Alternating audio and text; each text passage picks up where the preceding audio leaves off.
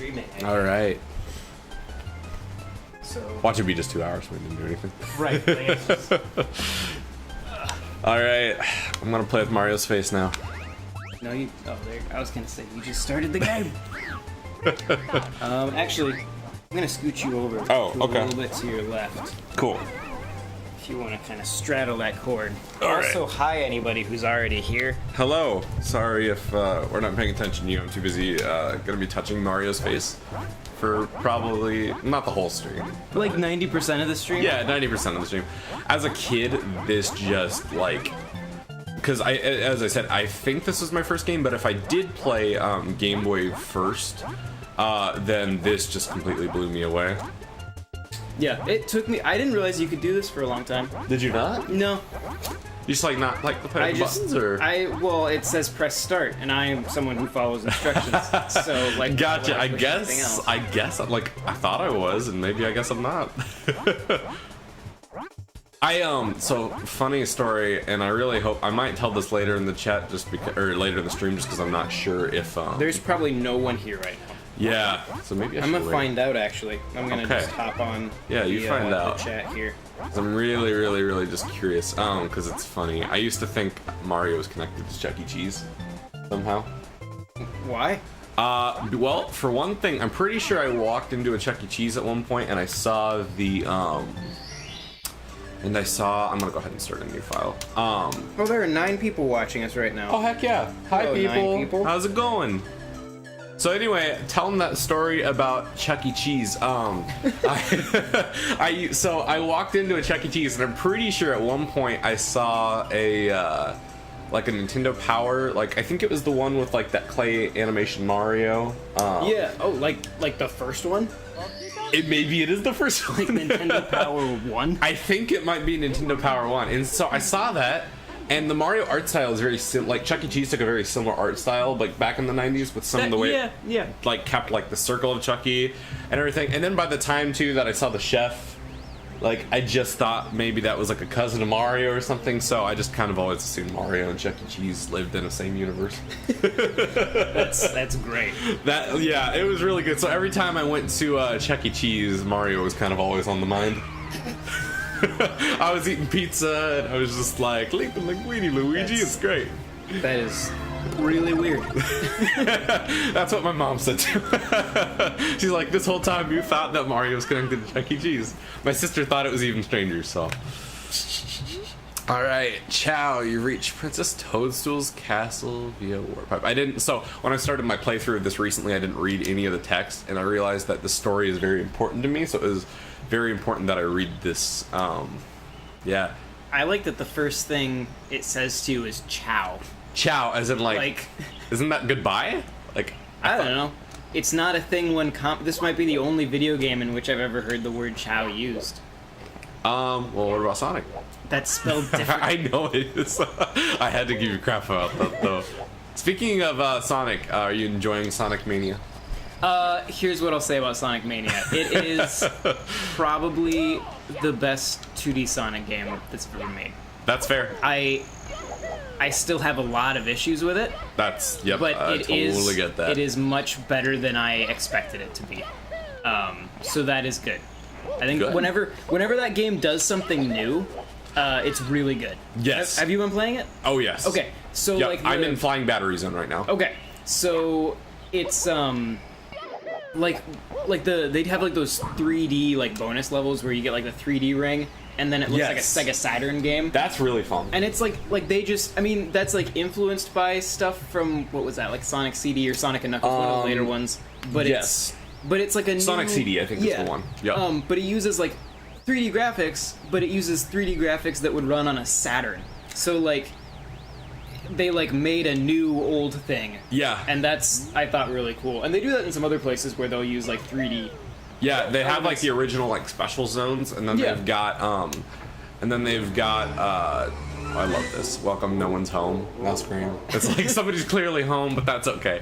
But yeah, no, I really agree. I like the special zones a lot. As somebody who's never actually gotten to one of the special zones in the original Sonic games, I'm really, really bad at beating games actually, so I'm just gonna put that up front. But Yeah, no, I'm not great at beating games, so like I've never gotten any of those special zones in the original Sonic games.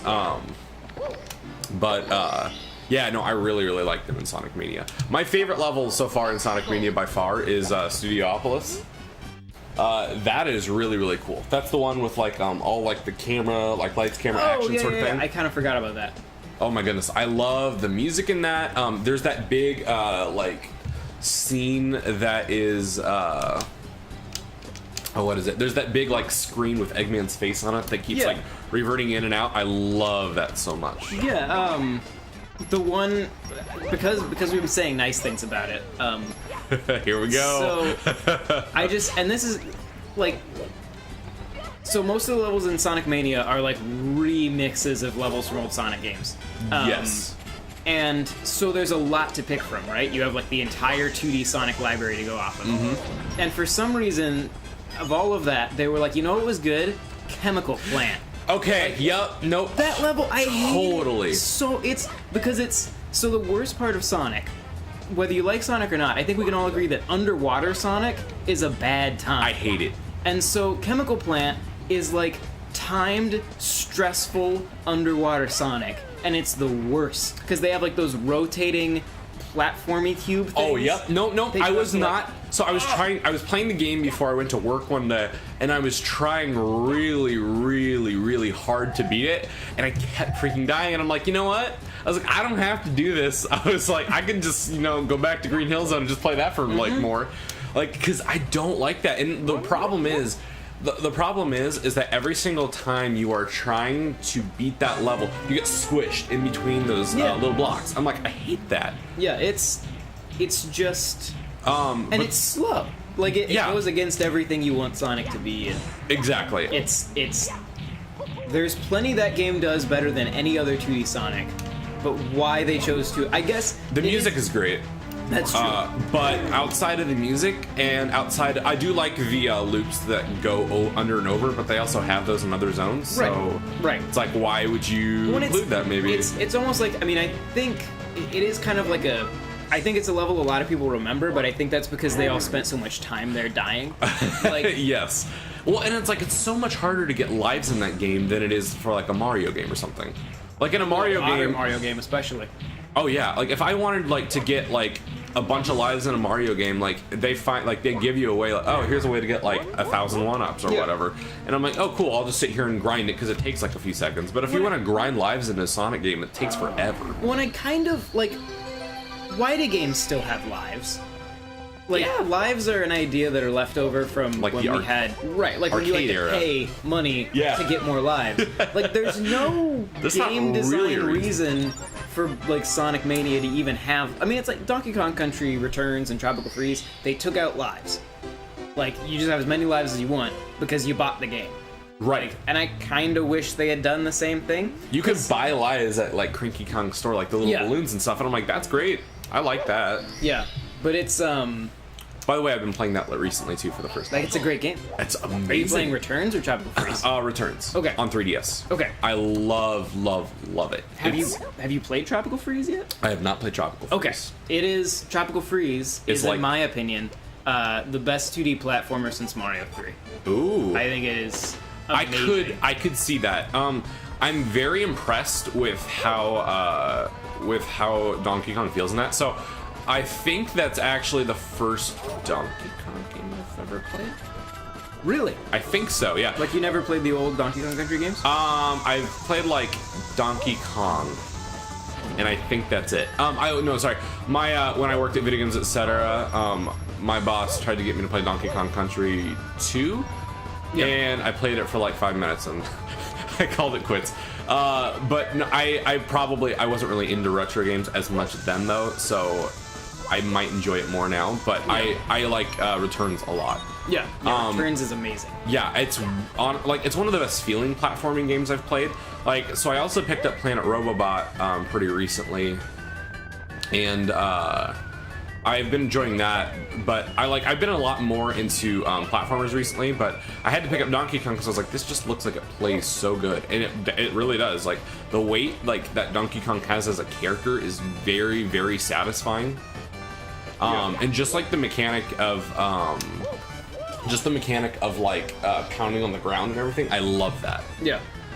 As I said, I might have played like one on the Game Boy before, but I don't remember if I did. Those ones were, if you played them on like the original Game Boy, those are bad games. Yeah, no. Yeah. I mean, very technically impressive games. Yes, considering like they kept a lot of the similar sprite artwork. Yeah, but yeah, but not good.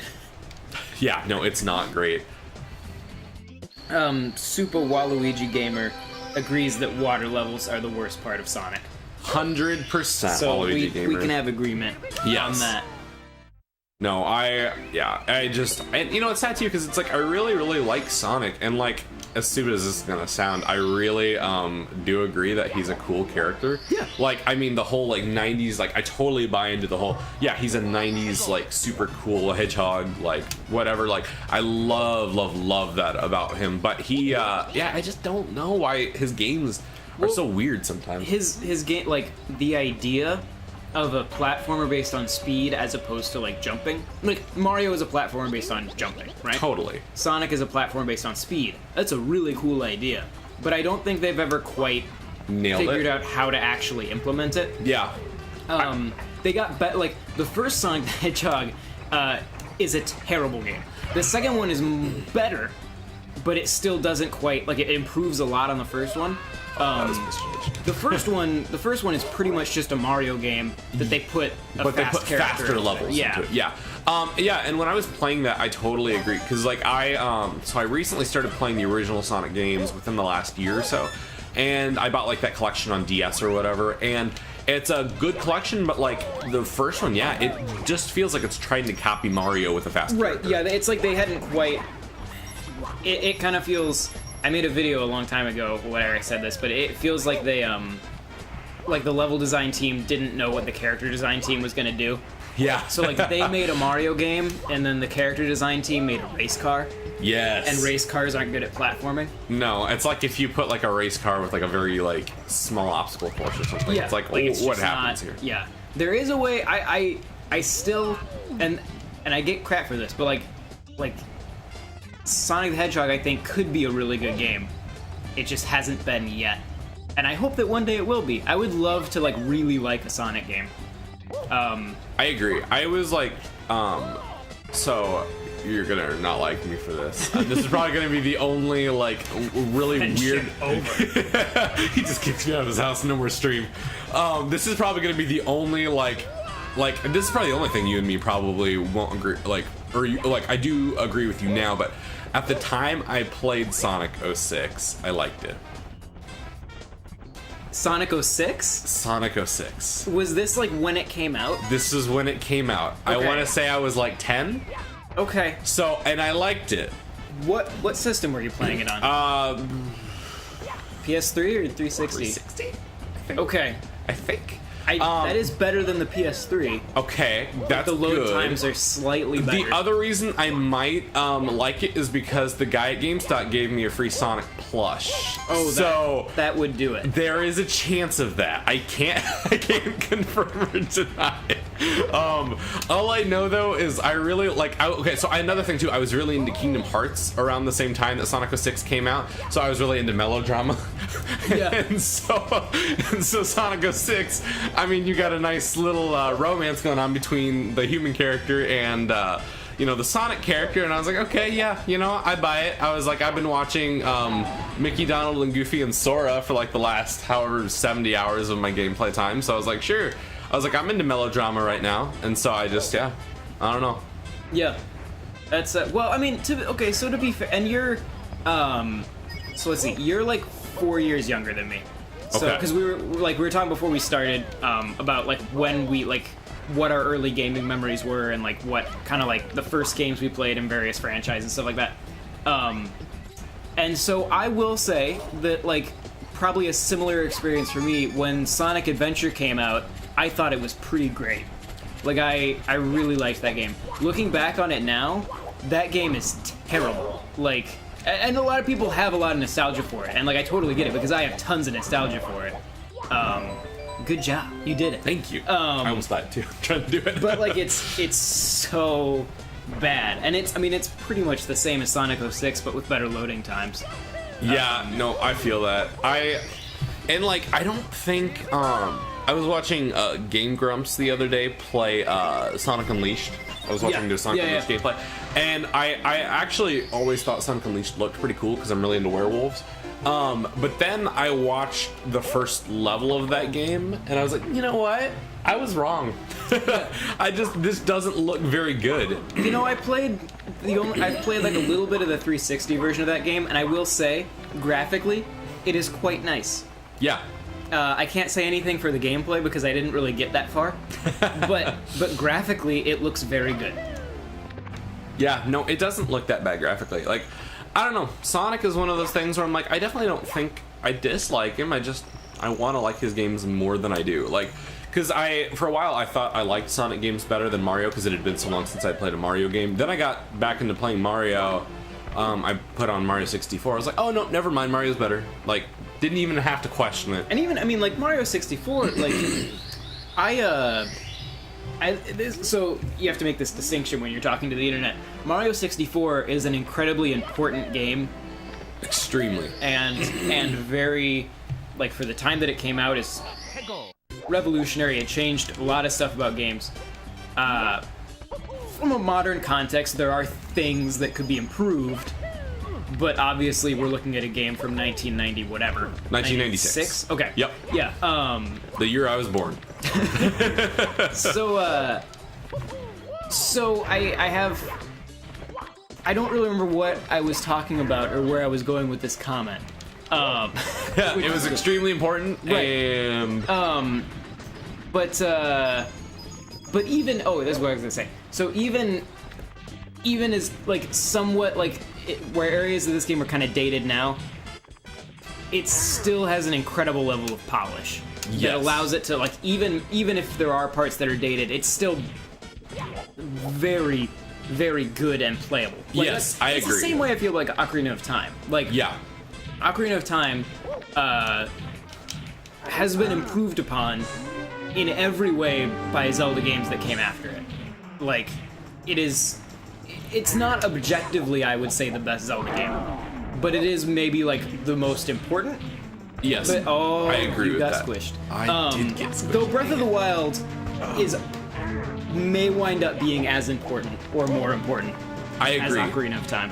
I agree, and you know, it's weird too, because it's like we've been having, like, and what's cool too about Breath of the Wild is Breath of the Wild, like, I didn't expect, like, I expected it to be a big change for Zelda stuff, but I didn't expect it to be, like, a massive shift for, like, gamers' mindset. Yes. Which is something that, oh my goodness, it's so hard to try to kill him and try to talk about my, like, passion of Zelda. I was gonna say, you fight him differently than I do. Do I? Yeah, like, I run away, like, when he falls down, I run away from him, and then just turn around and get on him. I used to. This is actually a new strat. I've been watching speedruns of this game, and, like... Is this faster?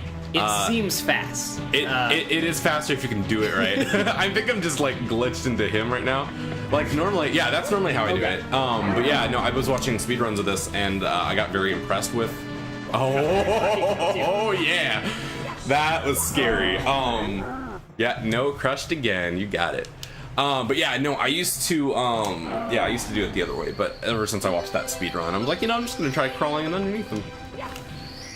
But yeah, no, with Breath of the Wild, like, I was extremely surprised at how much, like, it changed, like, gamers' mindset. Like, I was telling Nick on our spoiler cast on for connectivity, I was like, that loop of climbing and just like climbing to a big tall thing and jumping off of it is one of my favorite gameplay things ever. Oh, it's just satisfying. Extremely. Yep, it is a very satisfying. Like, that game is constantly rewarding you, no matter what you're doing. Like, whatever you do, there will be a payoff. Extremely. Even if it's just a Korok seed, it still is like, hey, I did something, I accomplished something. Like, and that game is very good at that. Yeah, no, and like. The other thing too I was telling him, I was like, Mario is one of the best feeling characters to play as in a game, but like in Breath of the Wild, Link feels as good to me to control as like a Mario game. Yeah.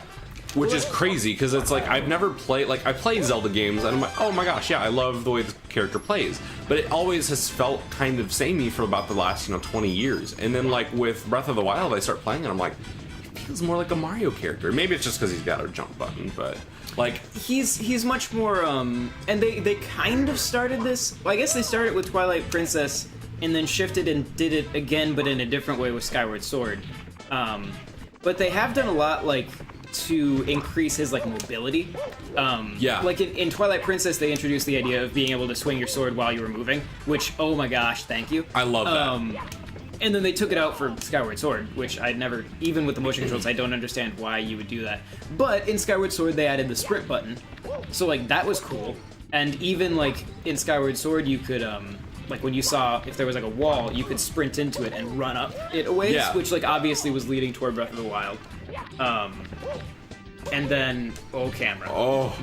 Remember how I said there are little things you could improve? Yes. The camera from 1996. Mario Odyssey, please fix this, because I'm sure, well, Mario Odyssey will have the distinct advantage of having not been made in 1996. Yeah. So that's, I mean... a whole 21 years later. When you compare this to other things from this time period, the camera is... I will stab you. When you compare this to other things from this time period, the camera is, like, pretty perfect. I mean, compare this to like Spyro. Z3D. And tell me this camera is amazing.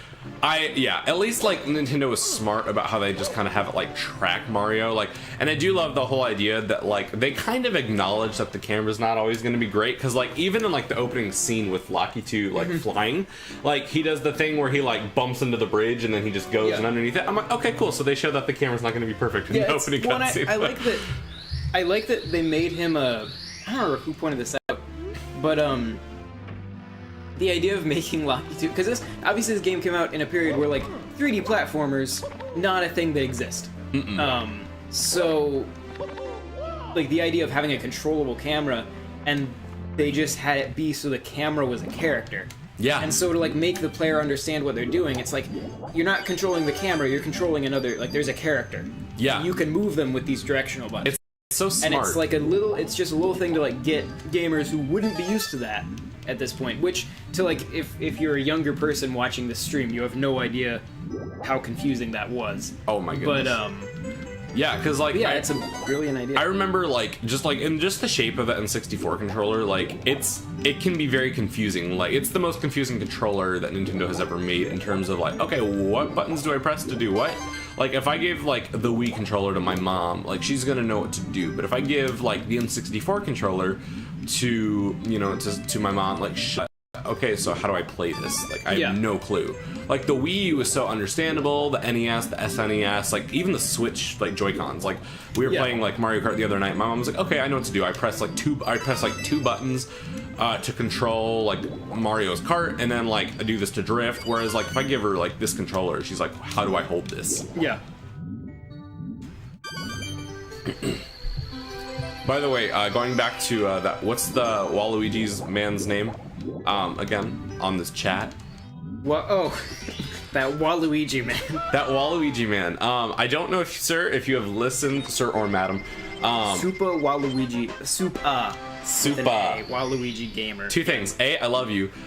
B, if you have not listened to our NWR Connectivity podcast, I would recommend listening to whatever one was titled I think it was the Wahfather. I don't know, John, if you've listened to this, but me, Adam, and Carmine have, I think it was Carmine anyway, have talked at length about how we want an open world GTA style Waluigi game. Oh god. But like it's called the Wahfather, and it's basically like the Godfather, but it's with Waluigi and Wario.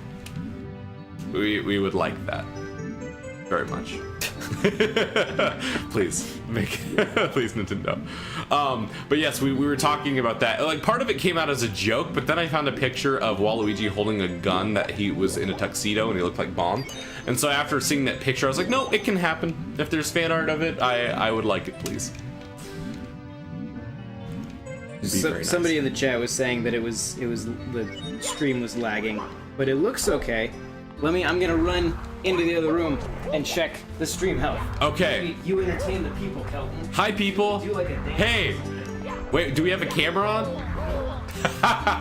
You just hear a little like tip tap. Okay. Let's see if I remember which treasure chest. Man, I wish I had the Jeopardy music. Oh, I did it.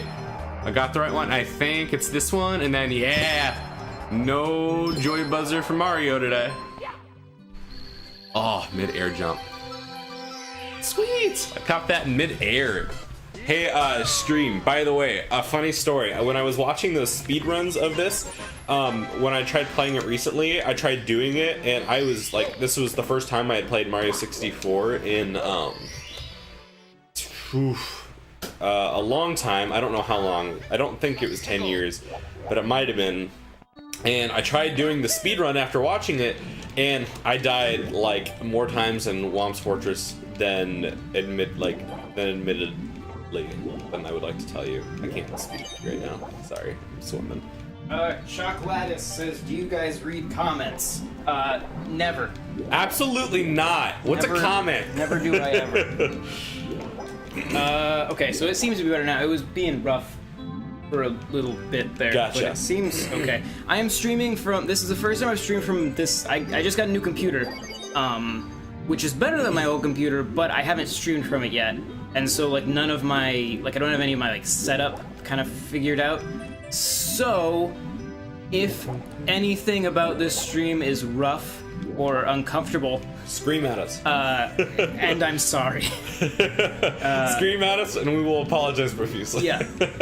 Okay, so this, I don't know if I mentioned this to you, Kelton. I have a deep fear of large underwater creatures. Me too. I'm terrified of whales. Yeah, same. Yeah. Good. Yes. Okay. We share a lot of very similar opinions. We don't really particularly like black olives on our pizza. Yes. Yeah, we don't really think water levels in Sonic games are good, and we're both very afraid of, I assume, the Mario 64 water level. Were you afraid of this level? Okay, so that eel terrified me as a kid. It's so scary. And then, like, and I mean, he's supposed to be scary in this level, but, like, just... Did he have to be so scary, Yeah, though? like, he's so...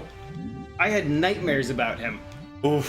Sometimes I wonder if, like, was I afraid of him because I was afraid of, like, the ocean? Did it and play on your fear, creatures? or did it play on the fact he was scary looking? Or, yeah, is this guy the reason that I am afraid of whales and eat, like, large underwater creatures? You are going to drown. I'm going to drown. I'm really trying... Oh, well, that's really violent for a Mario game. It is, yeah. Like, you watch Sonic drown, you're like, whatever, he just went off screen. You watch Mario drown in the original... Well, actually, no, Mario doesn't drown in the original games, duh. Oh, wait, so I'm gonna read comments. Why does he drown in this game if he didn't drown in the 2D ones? Chocolatis, who previously asked if we read comments, says, are you guys hyped for Odyssey? Yeah, that's why we're playing 3D Mario games. Yes, that is, like, Mario games are the only thing I want to play right now because of Mario Odyssey. Mario Odyssey is the most excited I've ever been about a Mario game. Like, bar none.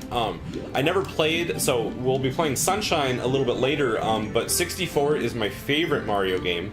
But Odyssey looks like it could do a Breath of the Wild and become my favorite. I can't confirm that yet, but like my most important thing about a Mario game is I really want it to play extremely well, and Mario Odyssey looks like it's going to play extremely well. So far the Switch, pretty much every series that's on it, this guy has no interest in you, by the way. Ugh, come on. Oh, I shouldn't have done that. Go get air. Ugh, I'm gonna go get some points. So far this, like, so Zelda Breath of the Wild, arguably the best Zelda game ever made. Yes. In my opinion, is, but that's debatable. ARMS is the best ARMS game ever made. Yes. By a long shot. I mean, what will they do next? Splatoon 2, probably the best Splatoon game ever made. I would say I didn't actually get a chance to play Splatoon 1 other than that Splatoon stupid 2 is balloon better. game. I believe it. I didn't like. I don't like the Wii U in general. What? I know. Here's the deal. I think it has great games on it. Yeah. I just don't like the system. The Switch is my dream system. It's been that way since I played Mario 64 and wanted to be able to take it around with me. So yeah. But yeah, no, I agree. And then like Mario Kart 8 DX, arguably maybe the best Mario Kart game. I think it's mine. The only glaring flaw in Mario Kart 8 Deluxe, because I do think it's the best Mario Kart game, but it does not have Coconut Mall. That's True. And it doesn't have much of a single player. Yes, and I agree with that. I like DS's structure probably the best. Okay, so we'll say it's one of the best Mario Kart games. I think that's fair, yes. Point is, you got the ELAB. Yes, finally. Good. I tried doing the other speedrunning trick, but I was like, nah, that'll hurt. I don't want to do it. I'm starting to think you might not be a speedrunner. I am 100% not a speedrunner. Just got electrocuted, so yes, 100% confirmed not a speedrunner. Can I just swing over here and just get that? I don't actually know if I can do this or not. Do I have to... Oh, crap. Yeah, I do have to. Gosh, dang it. Alexander Morningstar says, some of the scariest moments in my childhood came from Super Mario 64. That eel, the chain chomp, the piano in the mansion, actually all the mansion, the picture of Lethal Lava Land, and Nessie. The picture of Lethal Lava... Thank you! Yes, I agree with you wholeheartedly. The picture of Lethal Lava Land is terrifying, because when I first saw it, I was like, oh, cool, new... Wait a minute. What? I was like, are we going to hell? Like, is that where Mario's going? As somebody who grew up very, like, religious, like, and to some point, like, it still is, like, I'm like, yep, no, that's not right. No, Mario, you don't go in there. Because, like, fighting Bowser, you already think Bowser is, like, the devil, so I mean, like, yeah. But I do want to highlight, you were scared of Nessie? The big, friendly Yoshi thing in the underground lake? Oh, I wasn't afraid of that. I always thought, I guess that makes sense. I guess because it was above the water, it didn't scare me. If that thing was under the water, it would terrify me. But because it's up above it, I'm totally fine with it. And like, as we were talking earlier, like, my fear of underwater is so bad that, like, I was afraid of, like, to use the toilet when I was, like, 5. Like, it was bad. Like, I saw the scene from Jaws 3. Oh, crap, I'm gonna die again! This is, like, the worst level for me. I'm really not good at this level. So I saw that scene, I think it was Jaws 3, where Jaws is swimming in that fish tank in what is it, in that, like, restaurant. Have you seen Jaws 3? I did not stick around. Is that the one where he follows the family to, like, on vacation? Maybe that could be Jaws 4. I've never actually seen Jaws 1. I've only seen Jaws 3. Why? God. My family would not let me watch it as a kid because of the opening shot. And so, they would not let me watch it. But, I could watch it now, I just haven't had the time. You probably should. I probably should. I'm aware of, like, all the references, but the only the only time I can, like, recall, like, knowing anything about Jaws is, in, like, the joke they made in Master of Disguise where the guy's sitting on the water. Oh, yeah. And he was like, you wanna see my arm, Chief? The whole time. Oh, that movie's pretty stupid. It is extremely stupid. It has like a whole 2% on Rotten Tomatoes, I think. Oh, really? I think so. I didn't think it was that stupid. Neither did I. I think every Adam Sandler movie's worse than that. But yeah. My gosh, Adam Sandler is my least favorite director / actor / comedian of all time. I know there are people who are like, wait, like, you don't like Adam Sandler? Like, no. They're like, what about, like, The Wedding Singer and, like, Billy Madison. Is it Billy Madison? Is that Ray Romano? I don't know. Don't remember. I don't know in general. But, like, Adam Sandler is, like, my least just favorite, not human being, but close. Like, I just don't. He's in the top 5. Yeah, like, okay, so for one thing, like I can sniff out an Adam Sandler movie, like, just by watching it, and even if I don't know it is. Yeah. Like if he directed or something, like, I actually, like, enjoyed Paul Blart Mall Cop 1. Because I enjoy some of Kevin James. But I was watching the second one, and the whole time I was like, something feels off about this movie. I was like, I don't like it as much, and it feels wrong. I just don't like it. And then I found out, like, at the end of the movie, like, when the credits rolled, that Adam Sandler's, like, he wrote it. And I was like, oh, okay, this makes sense. I know I don't like it now. Someone asked if we are excited about, what is it? Kirby. Are you hyped for Kirby? I assume on Switch. Switch? I would assume so. Do you like the Kirby games? Yes. I think this is... So, as you know, it's funny that I work for, like, or that I, like, write and do podcasts for this website because I feel like I've never played enough like Nintendo games. Planet Robobot is my first official Kirby game. Yeah, I think. And it's not because like I didn't like Kirby, because I love like any like knowledge of Nintendo games I had came from Smash Brothers. Like, and I loved Kirby and Smash Brothers. So yes, I am excited for Kirby after playing Robobot. I did play the pinball Kirby game on Game Boy. I had that as a kid, and I loved that. Was that Kirby's Dream? Well, there's Dream Course. That was the golf one on golf Super one. Nintendo. Gotcha. Kirby, is it just like Pinball Land? Yeah, I think that's it. They seem to take a lot of franchises and make them pinball games. You notice that? I mean, why not? Yeah. Even Metroid Prime got a pinball game. I would like to. That's my answer whenever anybody's like, yes, Federation Force is so like different from all the other Prime games. I'm like, they had a freaking like, pinball game. Yeah, it's like. Yeah, and like it's pretty sad too because it sold better than Federation. Oh yeah, which is really, really sad. Yeah, Federation Force is not that bad. That popped up in my like, you know, Facebook has like those like this time last year you blah blah blah blah blah. Yeah. Oh, Kelton. I was doing so okay.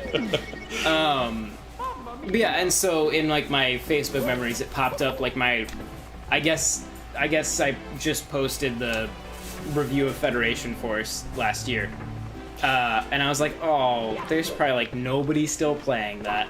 I should get online and see if like there's even a game. Did you get it? Mm-hmm. Oh yeah, I bought it. I bought it because like within the last 3 years or so, I became a huge Metroid fan. To the point where like Super Metroid's on my top 5 favorite games, and yeah. But no, I haven't played nearly enough Metroid games. At least through to completion. Like, I've started Metroid Prime, but my nunchucks don't work for the Wii. And that you do need those to play. Yes, otherwise you're kind of just looking around. Yeah, and it doesn't really work. And so the only Metroid game I've been able to play is Metroid Other M recently, because I don't have a nunchuck that works. Okay.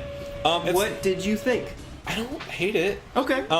Like I can see people's complaints with it, and considering the fact that it was like the last actual Metroid game that we got, I can see why people are pretty upset with it. But I mean, it's not that bad. I kind of liked it. I do too. Okay, so cool. It's a good thing that I'm in good company, because like John and me have very unpopular opinions about stuff. But that just makes us stronger. Like, like I think Other M and Metroid Prime Federation Force are fine games. I don't think they're bad. Yeah, I came to the conclusion a while back that I think I just have bad taste in games. Maybe, although you don't love Sonic though. So that's true. You're okay. I'm not that crazy. Yeah. But like, we may have unpopular opinions, but come on. Like at the end of last year, I was thinking about like what my favorite games from that year were, and what was it was so Federation Force, No Man's Sky. Yes, I love No Man's Sky. Okay, I'm gonna get flack for this, but I love No Man's Sky. Have you played the new update yet? No, I have not. Okay, you will love it even more. Good. I see. I really like that game, and nobody likes that game. No. And you know what? I just like, my thing is I temper my expectations before I go into a game. Yeah. I'm not very critical. Like, I'm probably a bad person to write reviews and stuff. Don't tell Neil. I hope Neil's not watching. No, I'm kind of like I tend to be more interested in like the good parts of a game than the bad parts. Yeah. Like that doesn't mean I don't notice the bad parts. Yeah. But like 100%. But I'm just sort of a more positive gamer, I think. Yeah, like I'm an optimistic person. I enjoy games for what they are, or at least I try to. Yeah. Unless they're Sonic the Hedgehog, in which case they can burn in hell forever. In which case, who cares? But like, yeah, I don't know. Like, I liked No Man's Sky. I thought it was fun, and like, I wish it would come to Switch, because I really, really want to play it on Switch. I was thinking that same thing. Yeah. Oh my gosh, I would play the heck out of it on Switch if they would just put it on Switch. I wonder. I mean, it's a very like that game or not. It's a very technically demanding game. Extremely. So I have to wonder, because I remember like when it came out, I don't remember who made this comment, if it was the developers or not, but But I remember hearing like the reason it wasn't on Xbox because it was on PC, so obviously like so they could put the it on licensing was okay for putting it on other systems, but I had heard that like it just wouldn't run on the Xbox One because the Xbox One is technically less powerful than the PS4. And so I was like, if it won't run on the Xbox One, it probably ain't gonna run on the Switch. At least not in like a because you'd probably have to like crank down the draw distance. You'd have to crank down a lot of stuff. Not that there was great draw distance in that game to begin with. Right, but you wouldn't want to make it any shorter. That is something that improved in the update. Is it? Good. Draw distances on planets are a lot better now. The one thing that I really, really loved about the update, the last update they did, was the photo mode. Because the whole time I was playing that game, I reviewed it actually for Video Games Etc. At the time, and all I was thinking the whole time was, I want a photo mode in this game. Like, I would love that. Yeah. Did you have a chance? This is probably like insider stuff, but I got to play it before it officially. I played it without the day one patch. Okay. So did you like it better before the day one patch? Because I feel like I did. It was easier. Like the elements you use to recharge different things were a lot more common. Though I think. I'm trying to remember. So did they sorry to interrupt you. In the day one patch, did they take out the monoliths? When did they take out the monoliths to learn the languages? Did they take that out officially? No, it's still there. It is? Yeah. Okay, so maybe it's been a while. It may have come out in an update and gone back in. Okay, that's what I wondered. It's still there. Because like for a while, like I don't know, I just feel like part of the game was a little bit different when I played it pre-day one patch. And there were definitely some changes made, and I played it without the day one patch because that game was so incredibly popular when it came out that the servers were down. Oh yeah, because so many people sold were out. Yeah, we sold out of our copies so fast. Yeah, no. So granted, pretty much all of them came back used. Yes. Oh my gosh, everybody was like, "This game sucks." Yeah. And I'm like, "No, it doesn't." Yeah, it's okay. Yeah. And they're like, I think, people, because Sony published it, people were expecting a Sony game as opposed to a game made by like 4 dudes in a basement. Yeah, it's like it's an indie dev team. Yeah. Like they made like the last game they made was like Joe Danger. I'm like, what did you want from them? It was like a motorcycle bike game, like a 2D game. Like what did you want from them? But like no, like so I'm not a big fan of Minecraft. I don't really enjoy playing it. But I can definitely understand why people do. I'm just not very good at making things. Like I wasn't good at playing with Legos, which is really weird because they're toys and like it should be easy to play with a toy, but I just didn't like playing with Legos because I wasn't good at it. But like No Man's Sky sort of felt like my Minecraft because I actually busted out a pen and a notepad to like write down equations for stuff. I'm like, well, I want to know how to make minerals or make stuff with what I have. And I actually like wrote stuff down like, okay, I want to make sure like I wrote down coordinates. And I'm like, no other game have I done that in. Yeah, it's and that's the thing is Minecraft is a very good comparison because it is a pointless game, right? Like you don't really have a goal. Right. You're just in it to play it. Though the new update does have like an optional story that I guess is like 30 hours long. That part I'm excited about because you don't have to do it, of course. Like you can go and do whatever you want, but it's there should you want to follow that. Should you desire to do so? Yeah.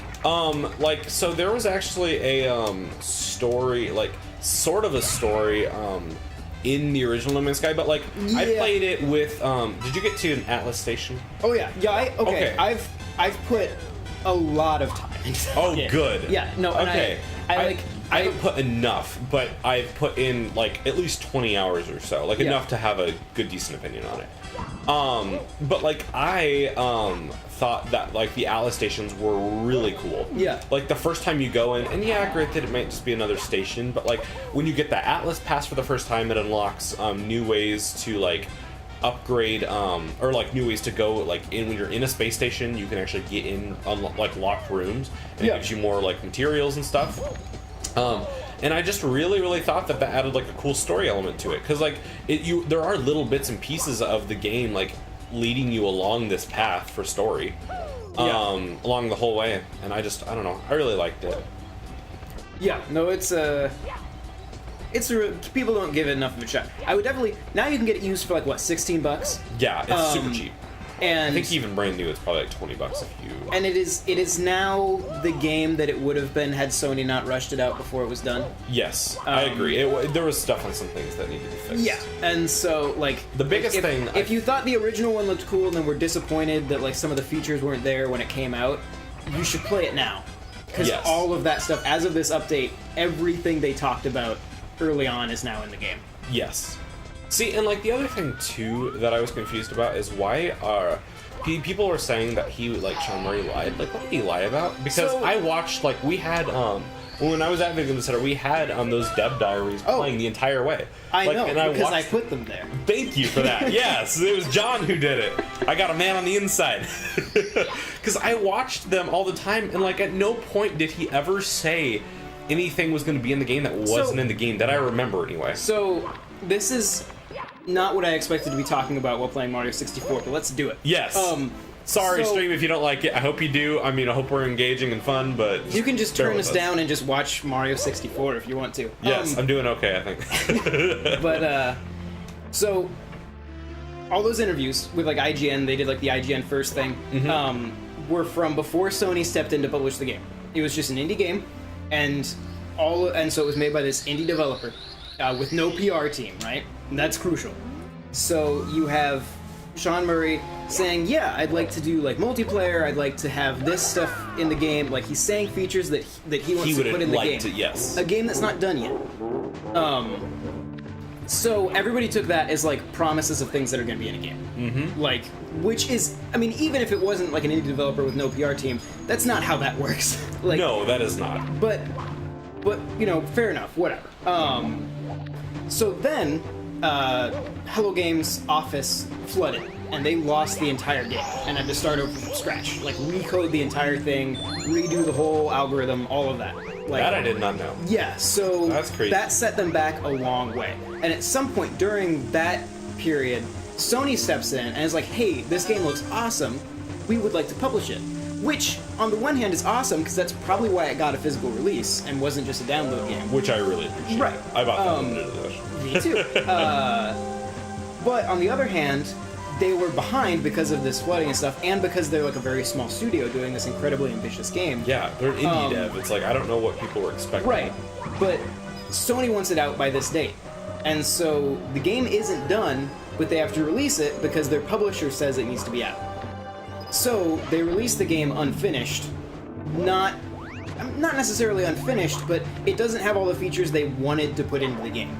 Not features they promised would be there, but features that they had talked about wanting to put in those interviews from before Sony was publishing the game. And so then everybody saw those things weren't there, called Sean Murray a liar. I hate that. Like destroyed him on social media, which is a terrible thing because this guy is a genius level game designer. And just having his career just dragged through the dirt by these people. Yeah, and they were comparing him to like Peter Molyneux. I'm like, okay, guys, come on. I was like, no. Yeah. I was like, nobody is Peter Molyneux like that bad. Yeah. But yeah, just kind of like really took a crap on his career, and it's very, very sad. And so I was impressed. And I talked. Probably none of you follow me on Twitter, but I talked about this on Twitter where I just said, you know, there aren't many developers who could take that much hate from their quote-unquote fan base, and then still for the next year, despite it having no monetary benefit to them, continue to finish the game that was rushed out. I agree. Like they did those massive updates. They added vehicles, they added base building, they added multiplayer, they added crashed freighters, they added the ability to buy freighters. Like, they added all this stuff for free. Yeah. Like DLC level stuff that was totally free, had no monetary benefit to them. And they didn't make you pay or anything. Right, it was just because they wanted to finish the game and make it the way they wanted to do before Sony. Which, as a fan of that game, like, that is so it's awesome. Like, yeah. And they deserve so much more credit than they get for it. So if you're watching this, go play No Man's Sky. Please. Even though we encourage Nintendo games first and foremost, like, if you got a PS4 or a PC, just play No Man's Sky. It's good. It's very good. Yeah. Recore was the other game I was going to mention from last year. And Devil's Third, because I think that game's fun. Yeah, Recore was another game that came out last year that kind of just bombed. But it was made by like the developers of Metroid Prime, and was but directed by Inafune, the Mega Man director. Yeah, which was crazy. Much better than Mighty Number 9. Mighty Number 9 does not look like something enjoyable. It felt like Metroid meets Mega Man Legends meets Zelda. That sounds really cool. And it was amazing. Recore looked really cool. Nobody played it. I'm not an Xbox guy, otherwise I would have played it. It was like the last... That's the thing, I am an Xbox guy, but because of the state of the Xbox library this past year, I bought a PlayStation. Yeah. Like it was wow. You dove right into that. Like, you nailed it. I think, isn't there one that has, a room underneath it? I don't know, but it wasn't that one. I was going for the kills just right away. It was just so deliberate. Like, jump and die. I will die, and I will enjoy it. I think it's this one. I'm gonna go find Nessie. Alexander Morningstar says, "Way to go! You're doing a great job getting through this."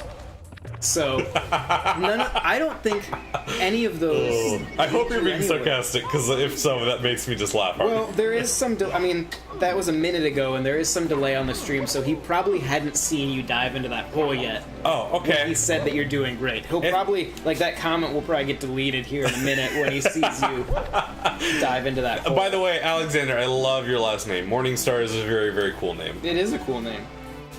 Wish I had a cool name. My last name's just Rice, and I don't even know if I like that food very much. I like it okay, but it's no pizza. At least people can spell your last name. That's true. My last name is Rairdin. I know how to spell it. Rairdin. We work together on a website that's primarily text-based, though, so that's cheating. Okay, that's fair. But I feel like I'm pretty good at spelling stuff, though, so I feel like I would have been able to do that okay. You can't get through that door yet. I know. It's been a long time, John. I would like to eat pizza. Would you like to take over playing? Yeah, I'll play. Cool. I have not been paying any attention to what you've been doing. Okay. So let me just pause and see what stars you need to get still. You haven't done anything in Jolly Roger Bay. I'll go there. That's where I'm gonna go. Okay, cool. I've done. Wait. That's the water one with the ship. You did the one with the eel. That's what I thought it was. I've done 2 stars. No, I've only done 1 star because I died and I didn't want to. Oh, actually no. I'm gonna go to the underground level and show people how to play that level without just jumping into holes. Jumping straight into the pit. Yeah. Yes, that sounds like a very solid idea. Let's see.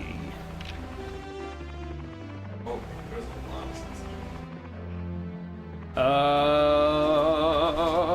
of I gotta remember where I'm going. It's this door, right? It is that. Yes. Yes, okay. The underground level, yep.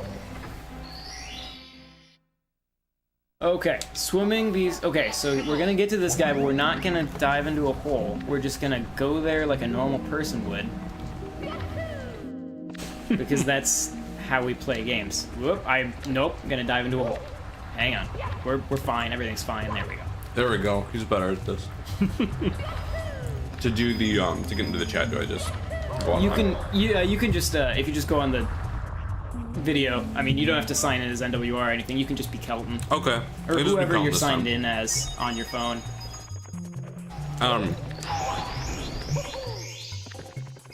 Could you, send me to your Wi-Fi? Oh, yeah. It's, Which one is it? It's the TARDIS Wi-Fi, parentheses, pool. Because we like Doctor Who. And the password, nobody knows where I live, so I'll just give away the password to my internet live on a stream. It's, hang on, I'll type it. Okay. And cool. Here's, Alex we found Nessie. Oh, man. Alex is probably just sitting there like, oh my gosh. I don't know. I don't find Nessie particularly scary. Not nearly as scary as the whale. It's pretty docile. Or not the whale, the eel. Whatever it is, it's spooky. Whales were my biggest fear as a kid. That and werewolves. Both very real, very terrifying creatures. Both very distinct. Yeah. Okay, and we're back. Okay.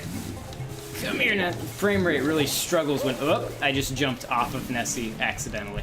Ugh. Frame rate just drops whenever Nessie's on the screen. Whoa, whoa, whoa. You turned Sorry, that's down. Inception. It's gonna be a weird delay cycle going on. Mm-hmm. Okay. Nessie.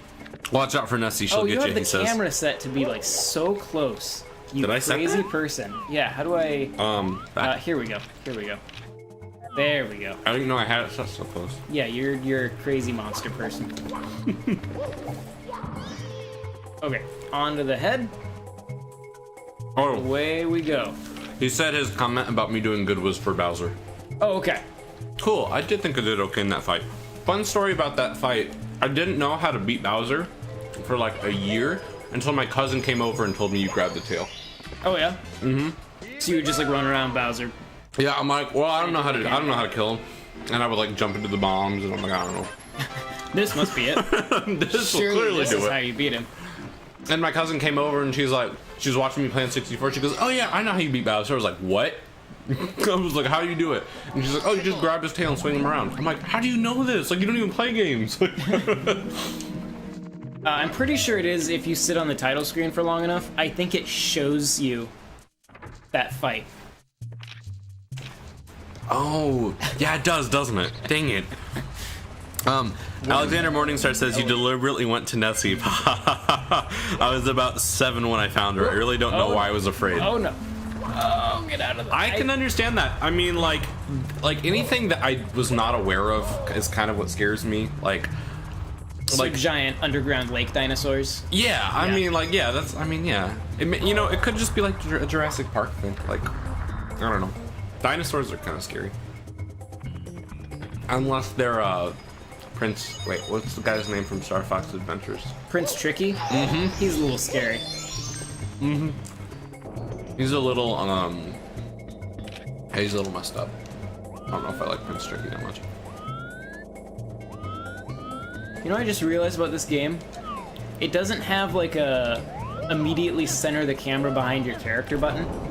Yeah, that's kind of weird because which is I keep pushing like Z to like Z target and recenter the camera, and it just never does anything. I don't know what star I'm going to, but it's surely not the elevator for 8 red coins. Yes, it is not that. Oh, I need the... Oh, you haven't got the metal suit yet, right? That's not a thing we've done? Okay. I don't know if I've ever actually done that in the game before. Have you beat this game? No, I have not. Really? Mm-mm. Kelton. I know. You gotta finish games occasionally. I beat Super Metroid not long ago. That's good. I had to use a walkthrough. That's another reason I'm afraid to, do reviews is because I'm not great at beating them. So I'm afraid that I won't get the review done for like a month. Beating them on a time crunch is... Yeah. Well, that's like Donald Terrio. However you say his name. Said his name wrong. Yeah. Donald. He reviewed Xenoblade Chronicles X. And as much as I wanted to try and nab that review copy, I was like, there's no way I can beat that game on a time crunch. I mean, it took me 100... Oh, look, the metal suit. Oh my gosh, that's how you do it. That's so cool. I've never seen this before. Go this way. I always wondered where Metal Mario came from. Or Silver Mario, as whoever named that amiibo called it for some reason. By the way, Alexander Morningstar. Sorry, I know this is going to sound reductive after what you just said. He says, he goes, if it's easier, I go by Xander. He says, saying Alexander Morningstar can get exhausting. I really need to change it. Don't change it, my friend. We're going to say it every time now. We will say it every time if that's okay. We really, really like it. He said he couldn't figure out how to beat King Bob-omb or Bowser. He says you should have seen me play Animal Crossing because he couldn't read. Oh yeah, that's a problem. That is a problem. Chance Williams 231 says, I wonder if Splatoon would make a gun called Dinner Blaster. I don't know. I would not be opposed to that. We're gonna jump out this waterfall. And now we're outside the castle. Whee! Oh my gosh, I didn't know that happened. Just blowing your mind over here. Oh, but we still haven't drained this. How do you drain it? I don't remember. I just had a save file that had like so many stars unlocked. We should have just emulated it and just load it, like put in a Game Shark code to just get all this. Actually, I had a Game Shark around here somewhere. Just get all the stars. Do you know that Yoshi's on top of the castle? Yes, that I did know. Okay. I didn't know how much I could blow your mind. Mm-hmm. I didn't know that for years, that Yoshi was on top of the castle. There's so many little things, though, that... Like, my favorite games I just didn't know were there. Have you done this yet? Do you know this is a thing? What? No, you did not know that was a thing. Is that how you get the wing cap? Yeah. You have played this game before, right? Yeah. But oh my gosh. I feel like such an idiot. Yeah, and then you get in here, you push this button. We're getting all the caps. We're just gonna fly through and... My gosh, I feel like such an idiot. You're gonna go home and you have so much to do on your... Yeah, I do. Now. Oh my gosh. There's also red coins in this level, but they are so hard to get, so we're not gonna get them. We're just gonna leave. Man. I just think about like when I was 4 and all this stuff was literally staring me in the face. Yeah. The whole time. Like, oh, there's a random spotlight from the ceiling. Surely that's not important. I didn't think about it. Locke and you came down as the cameraman. I thought, oh, it's just part of the whole reality show thing. Okay. Do you think Nintendo is just like watching like Miyamoto was just like face palming his You think he was just like watching I think I will randomly decide to watch a stream, and then he watches this one. He's like, oh no. Alexander Morningstar says, actually, now that I think about it, what scared me most about Nessie was that I didn't see her when I went into the room. I was swimming and then she snuck up behind me. It's all coming back. Okay, you know what? That would be kind of creepy. Mm-hmm. Oh, we got the metal. Oh, we got the metal thing in here now, so we can just like. Nice. Sick. I didn't know it could do that. Watch that ship just pop into existence. Is this like the equivalent of like showing somebody Star Wars for the first time? Or like showing like somebody part of Star Wars? It's the equivalent of showing somebody Star Wars and having them not know that Darth Vader is Luke's father. Even though they've seen the movie before. Yeah, I never got that far into Empire Strikes Back. I only ever got to the Star part... Wars, but like not that part. I've only ever got to the part where Han Solo goes, I know. That was it. I was like, I guess that's it. Han Solo's gone, so I'll just stop watching these movies now. Yep, he got frozen carbonite. It's over. Is there an actual strategy for getting this thing to come out of here? I don't think so. You just kind of like hover near it. It's kind of like waiting for my dog to come out of his kennel. Hopefully your dog isn't as scary as this eel. No, he's adorable and gives me a hug when he comes out. Come on, Neil. Ow. Unfortunately, that guy just... For a minute, I thought you said, come on, Neil. Come out, Neil. Come on, Neil. We know you're hiding in there. That probably is... Neil's, I don't... If you follow Neil on Twitter, then you've probably already seen, but I guess his Switch took a crap on him. Oh, it came out. Cool. So Neil probably is just sitting in a corner right now, silently weeping. It's like, and it's like, it's not like he can just like walk to Target and be like, oh, I'm just gonna go buy another one. Right. Like, because they're so hard to find right now. He has to send it into Nintendo, I guess, and get it fixed. Okay. It's this one. You think that means he won't be able to review any games for a while? I would imagine not for a couple weeks. I don't know how long Nintendo takes to repair stuff. Luckily, they have very good customer service, and their wait music is the Hyrule Field theme. Oh, good. So that's always nice. It's way better than Sprints. It doesn't play the entire theme though. It loops before it finishes, and that really bothers me. Is that the right one? I got really close to it, but I didn't. Nope, not that one. Alexander Morningstar says there is an easier way to collect all the coins that are underwater, and the eel will come out to play. Oh, really? Mm-hmm. I didn't know that. Thanks, Alexander. We're learning things on this. I didn't think we'd be learning things about Mario 64 in this stream. No. That's Nintendo for you, though. They've always got hidden stuff. Can we just call him Xander Morningstar, if he wants to go by Xander? Can we just call him Morningstar? Yeah, I'm not opposed or like to that. Xander of the Morning Star. He just sounds like that sounds like a Dark Souls boss. Yeah. Xander of the Morning Star. Nope. He says he used to think that flying to the portrait of Peach in the castle was like a special level, and like it was a painting. Oh yeah. Yeah, but he says this isn't the case. He says at least that's what he thinks is the strategy for that deal. Well, if it works. We will go with it if it works. I mean, hopefully we won't have to coax him out. I guess there is one other time you have to coax him out, but... This one? Okay, so that one. I'm doing this, I'm choosing all of the wrong treasure boxes first. Wait, how? I already did that combination. So it's this one. One of the other ones not long ago. I was gonna ask you. Oh, Mario question for you. What is your favorite Mario soundtrack? Mario soundtrack? Yeah. What's your favorite Mario music? That would be this one. And actually, my favorite song is the song in this level. Though the end credits song, which I would imagine Kelton has never heard. I did because I listened to a podcast about it. Okay. That's the only way I know. Okay, I haven't been paying attention because I've been talking, but I feel like I've done every combination of these stupid treasure chests. Normally, this is not quite this difficult. I wonder what the first game was to use air bubbles in underwater levels to restore your oxygen. Was it Sonic? It could have been. It could have been Sonic. Okay, it's not that one.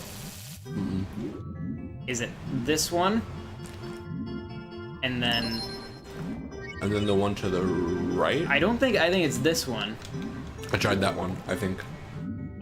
Oh, never mind. Okay. So it resets every time. I know it ends with the middle one for like aesthetic, happiness. For symmetry. Yeah. There we go. That was way too hard. Now we got to get up to make this climb easier. Xander Morningstar says you can call him whatever you want. He says I've been told I sound like a Game of Thrones character. That I could see that. I've never watched Game of Thrones. It's very good, and very violent, and very adult, and don't show the kids. Yes, that's probably why I haven't watched it. It seems like something I would enjoy, but... It is good. It's a bit of a bummer, though. Not a happy show. Completely the opposite of a Mario game. Yeah, I would like a dark, Game of Thrones style Mario, but... I would too. I still think The Wallfather would make a great crime family drama. Did you watch the, Castlevania series on Netflix? Oh my gosh, I loved it. Good. Mm-hmm. Just thinking of dark video game movies / shows. I thought it was incredible. Yeah. I wanted more, obviously, but... Yes. Yeah, did you just kind of binge it? Mm-hmm. Okay, yeah, that's what we did too. I watched it in a morning. Yeah. Yeah, it was my goodness. Man. I cannot, for the life of me. I swear, when we're not talking over games, we are so much better at them. Yeah, this is just, oh no. Sometimes hearing somebody else's voice is hard for me to concentrate. Okay, we're gonna do this nice and slow. All right. There's one. Careful. That was good. No,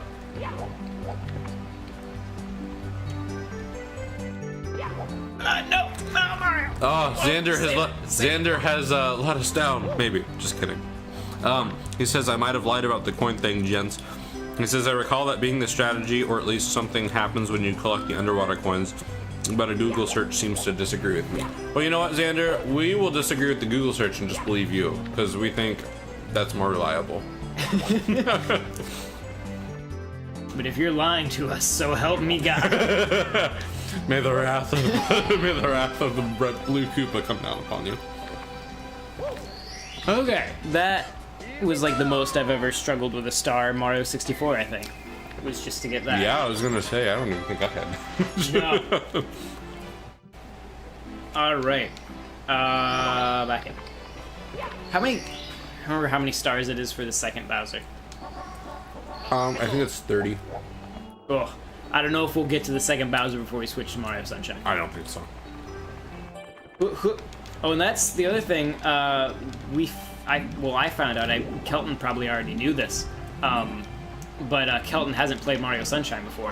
What? I haven't? So, yeah, crazy. So that's gonna be exciting, because, I've streamed Mario Sunshine before, and you guys know that I love Mario Sunshine. But Kelton hasn't played it, and so his first experience with Mario Sunshine will be with... I did not need this. This is not what I wanted, actually.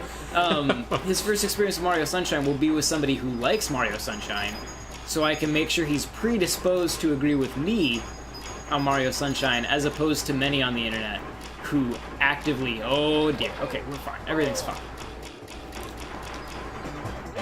I already told John, too, before. I was like, you probably won't have to do much convincing, because I already like it. Yeah.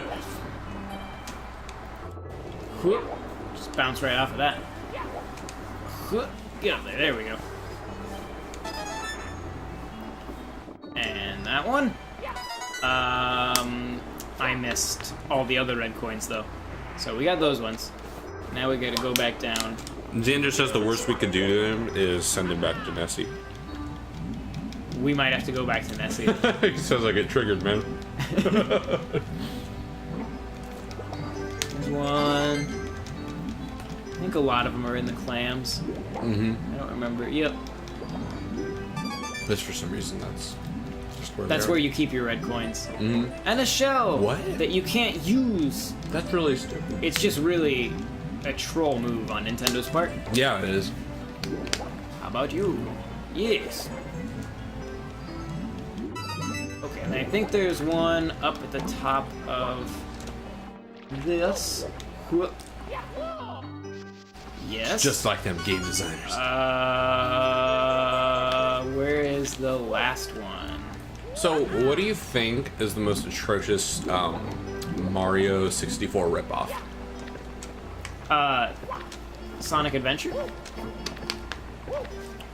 I can see that. What about Bubsy 3D, though? Was that after Mario 64? I think so. It was on PlayStation. Because that is inexcusable. Mm-hmm. I was watching John Chan play that. Yeah. Not too long there ago, it is. and I found that to be absolutely disgusting. Yeah. Which is really weird to say about a game, but I did not like it one bit. Okay. Oh wait, it's down here. I don't know why I was swimming up. Oh, but it's in the bubbles. I have to go get the metal suit now. It's so far away. Get it, John. You can get it. Eh.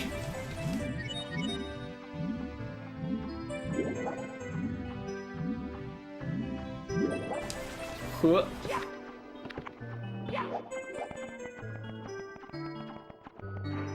There we go. And leap.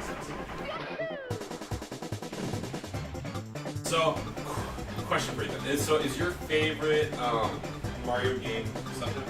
That's my favorite 3D Mario game, yeah. I don't know if I like... My favorite 3D Mario is Sunshine, my favorite 2D is 3. No, Mario, you son of a... Koopa. Yep, that's definitely what I was gonna say. I think there's another metal box in here, actually, now that I think about it. Morningstar says his favorite game is Super Mario Sunshine. Good. You're right. He just 100%ed it a few weeks ago. Good. That's awesome. It's really good. And it has voice acting for some reason, which is upsetting and confusing. I love it. As weird as it is, I really, really love the fact that it has voice acting. Yeah. I kind of hope Odyssey has voice acting. I love weird things in general. Tim Burton's my favorite director. And so, like, the idea of, like, a Mario game getting super weird is really exciting to me. Yeah.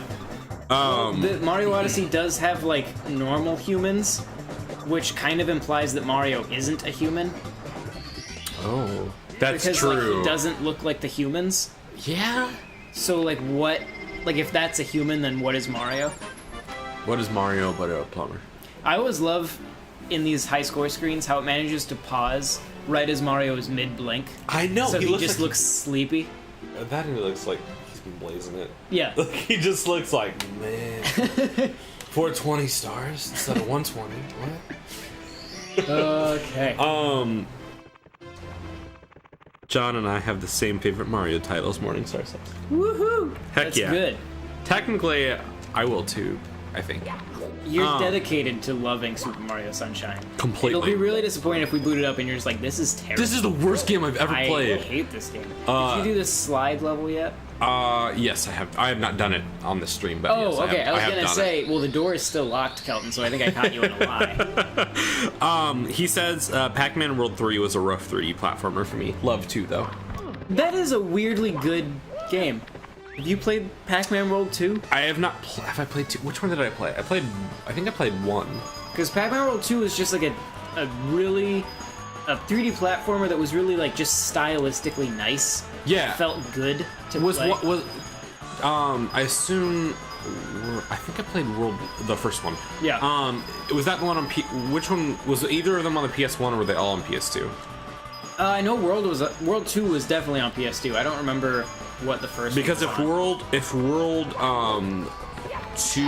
was the first one on PS2, then that's the one I played. If World 1 was on PS2, then that's the one I played. But I really, really liked that. That had like the jumping and like bouncing down mechanic, right? Yes. Yeah. Yeah, I liked that. Did it have that mechanic before Sonic the Hedgehog had that mechanic? Or no, you could do that with the bubble shield, I guess, in the Genesis games. Okay, it was pretty close around. I was about to accuse Sonic of stealing the bounce from Pac-Man World. Why not? Let's see. Where you want to stop at 15 stars? Yeah. Since that's... Let's get one more and call it good. Do you want to do Cool Mountains Penguin Race for me? Sure. Because I could not do that the last time I was playing this. And it was really, really upsetting because I didn't remember it taking me so long to try to get that star. Do you know where the shortcut is? No, I know how to like jump in the chimney. Oh no! Oh, you mean on the slide, like on the slide? Cool. For a minute, I was like, "Well, the chimney's right there." I was like, "What do you mean?" Yeah, I know where the shortcut is, but I don't know how to nail it. But if you just want to do that for me, he said. Morningstar says, "I found that Mario games are more not fun." Here. What? Because we don't have that mission Dang yet. it. Okay, well, I'm just going shortcut. to awkwardly slide then. Okay. I'll get this blue coin. Why not? Morningstar says that I have found that Mario games are more fun when they get weirder. Thank you, I agree with you. I jumped off. I tried to take a shortcut through the shortcut. That's how it worked out for me. And it didn't go very well. He says, I mean, the Mario premise is pretty wacky, but throw in evil Mario, graffiti voice acting, Mayor Pauline, Cappy's power, etc. Yeah, no, I agree with him. Weird Mario is good Mario. Yes. So this is, it's slip sliding away. Do you have to do this once without the race, and then do it again with the race? Yes, you do. Is that what it is? Yes, you do. So this time I just have to survive, so I won't worry about going too fast. Okay. Yes. I tried just doing the course normal. So I have another interesting question for you. What N64 games... Oh my gosh, what?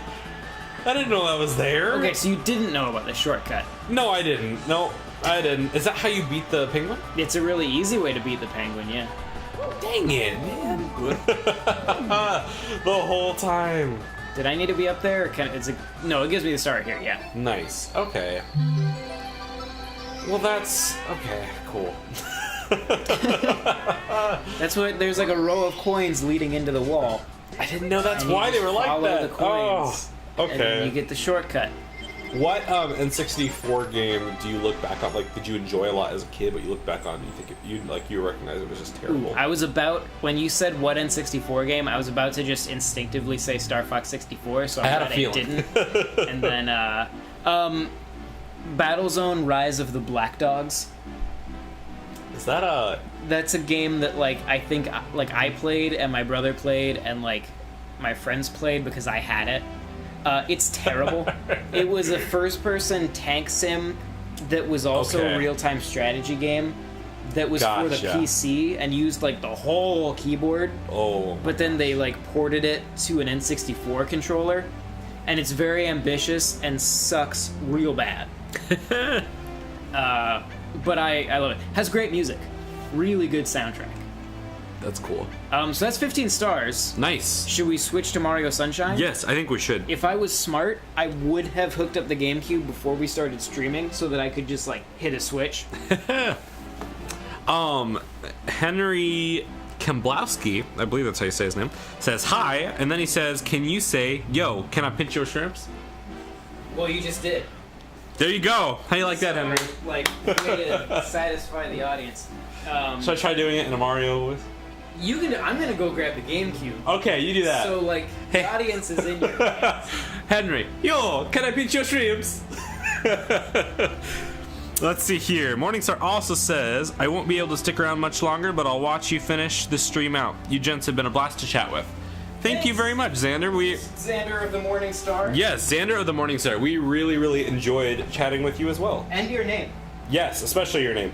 We also really, really are sorry for showing you Nessie. We didn't mean to scare you. He's like not gonna be able to sleep tonight. He just wakes up in a cold sweat. What? He just starts thinking about Nessie and all the terrible sci-fi movies they made about Nessie. Yeah, no problem, Henry. Absolutely. Henry says thank you. I'm gonna go ahead and keep playing. Yeah, you keep playing because I'm grabbing the wrong system. All right, let's see here what else I can do while we're waiting. Yeah, no problem, Henry. Anytime, buddy. No problem. I want to go see if that ghost level is unlocked yet. I wanted to fight ghosts really bad, but yeah, there we go. I love the haunted place in this. I love scary stuff, so the ghost in this is great. If I can not die trying to open up the world.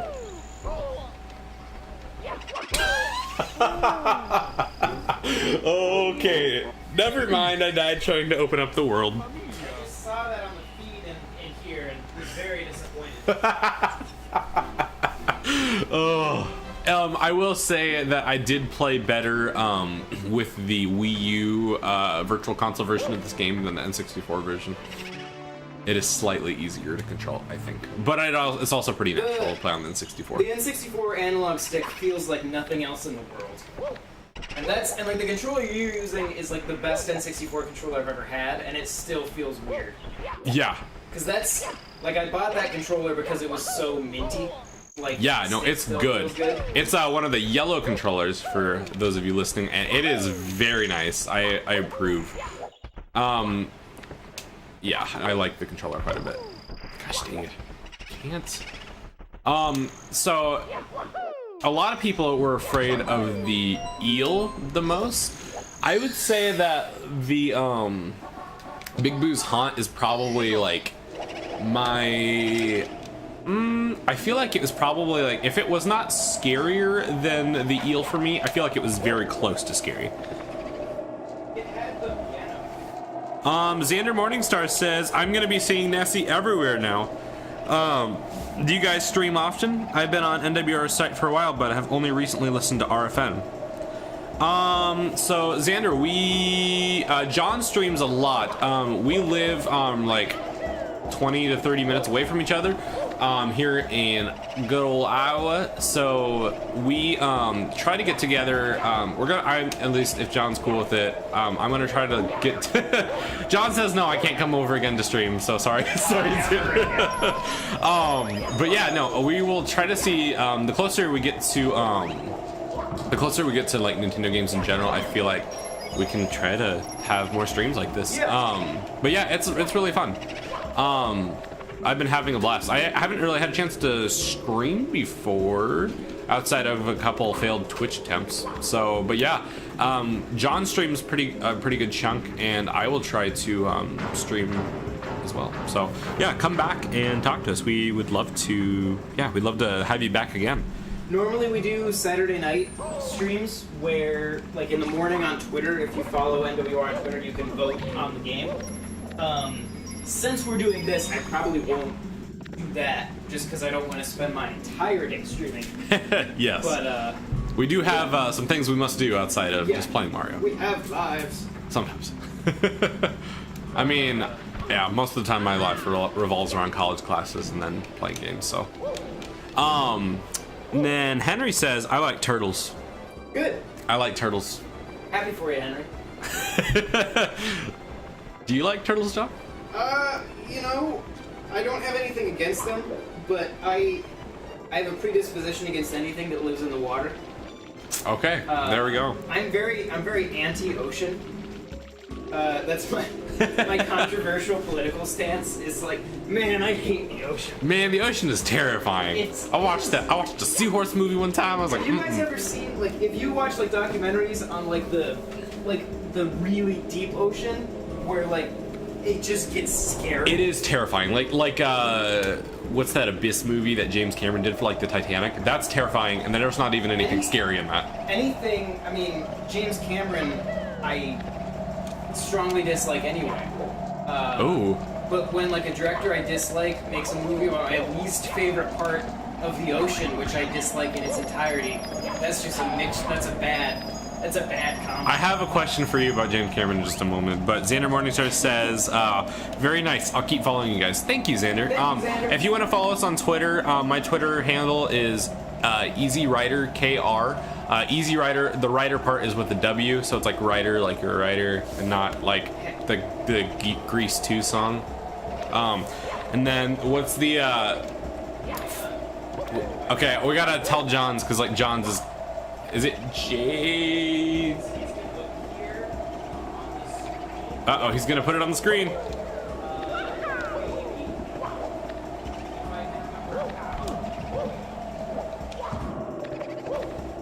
He should have it up. Just in case it doesn't show up on the screen, I think it's JTS Knight, but I'm not sure. But if you just look John Reardon up, you can find him. I'm following him, and he's following me. The other one's dead. He killed him. He's done.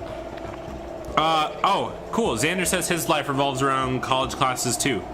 Going into my 3rd year. That's awesome, man. Yeah, I'm technically, I should be going into my 3rd year, but I think it counts as my sophomore year this year.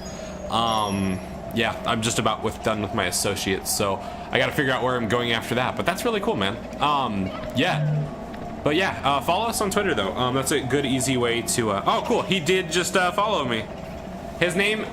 Oh, would you like to hear his Twitter handle? It's Morning Shark. Oh, hey, that works. So it's okay. So see, the fear of the ocean just revolves around his entire life. That's great. Thanks, Xander. We really appreciate it, man. I think our Twitter handles are on the stream now. Cool. I could be wrong. You are correct. Okay, cool. Henry says freshwater turtles. That's fine. I can deal with that. Cool. You heard it here, Henry. Does like salt water, just scum. Chariot Goblin. Love that name. That's great. I know it's hearsay to say, but I prefer the DS remake of Mario 64 D-pad as playable. More characters, more courses, and minigames. You are a crazy person, but I appreciate your unpopular opinion. Yes, we really like unpopular opinions here on the stream, talking about No Man's Sky and all the other great things that everybody else hates.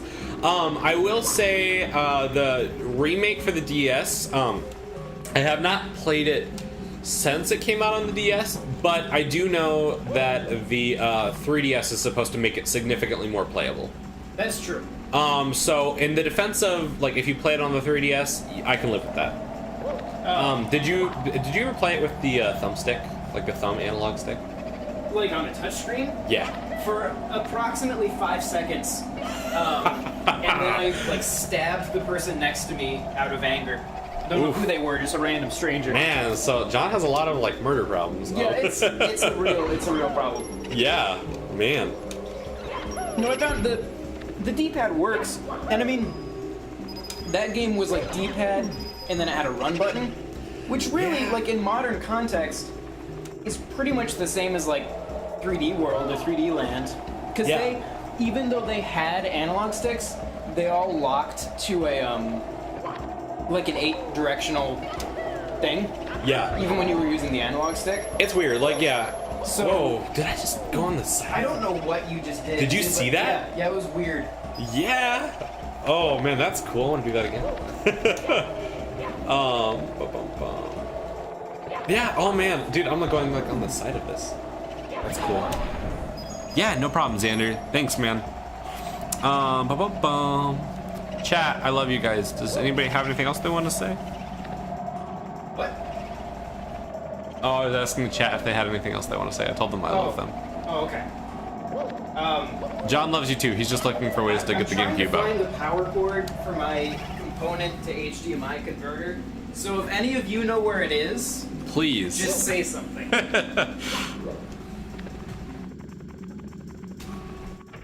this might be it. Okay, let's see.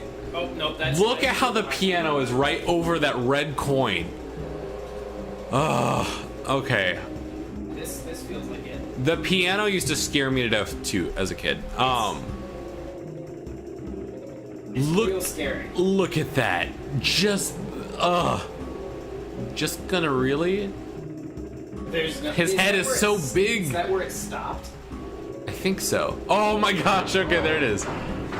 The piano terrified me. I hated this piano. Also, I took piano lessons, so that didn't help. Did you ever watch Goosebumps as a kid? Rarely, but yes. John rarely? He's a funny guy. I was very big into Goosebumps. And there was a episode called Piano Lessons Can Be Murder. And yeah, I've actually been watching Goosebumps almost this entire summer, like just reliving my childhood. Yeah, because I'm an adult and I want to spend my free time watching a kids show made in Canada. Yeah, no. Does it matter that it was made in Canada, you racist? I really like Canada. Okay. I like how you just instantly go to, you're racist? It's like, no, I just really like Canada. Canada is really cool. Canada is a very cool place. I like Canada a lot. And I know it's not Canadian, but Canadian bacon's pretty good too. Like, I like that.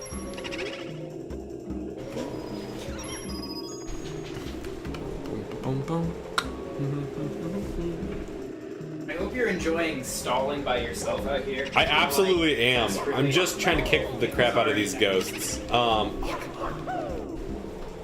I like how much easier it is to kill ghosts in Mario 64 than it is in like the 2D Mario games. Well, you can't kill them in 2D Mario. So yeah. Oh yeah, duh.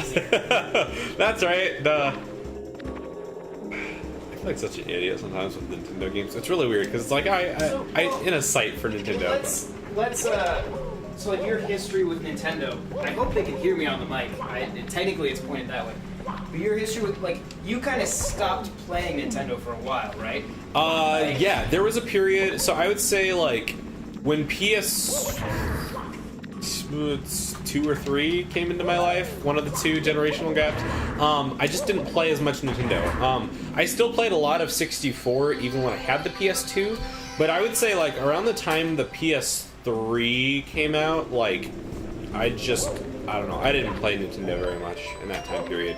So, like, almost like any good game that came in the Wii generation, I probably didn't play. But also, like, I was also a very big handheld guy, so, like, a lot of the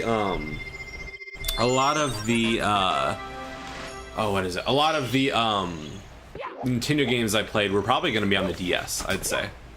I played a lot of DS. Yeah. Let's see here. Xander says he's taking off for a bit, but maybe be back for Sunshine if time allows. He's got to shower and wash off the icky paint like goop. That's a Sunshine goat. Or that's a Sunshine joke. You'll discover so. It better be. I cannot wait to understand these jokes. Or I have several questions.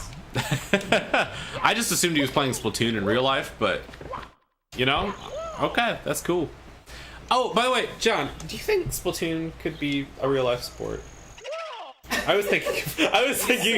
You said that with so much like sad desperation. Like it sounds like you've asked like a lot of people that, and they were like, "No, that's a stupid question." You're like, "Do you think it could maybe be a real life sport?" I mean, it just. I was thinking about that in bed the other night because I couldn't fall asleep. But yeah, no, I would say I've become a much.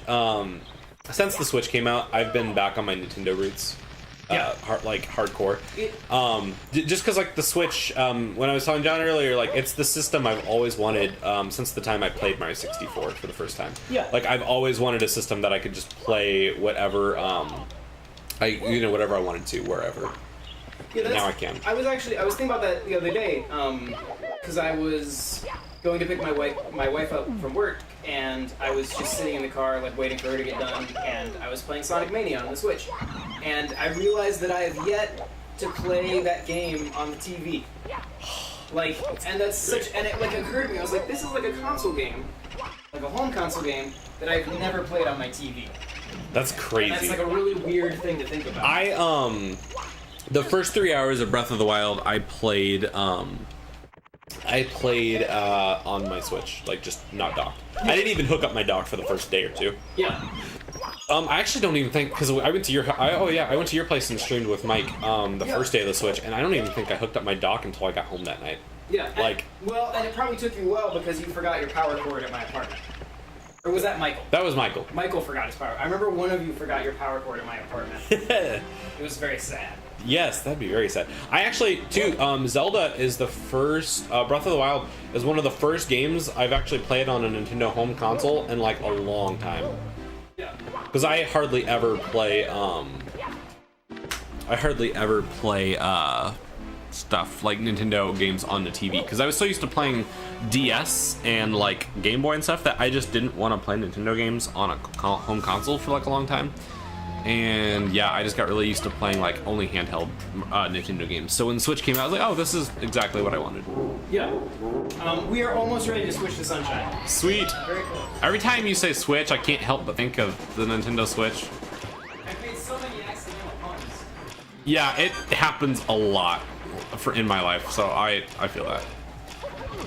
Okay. Oh, no.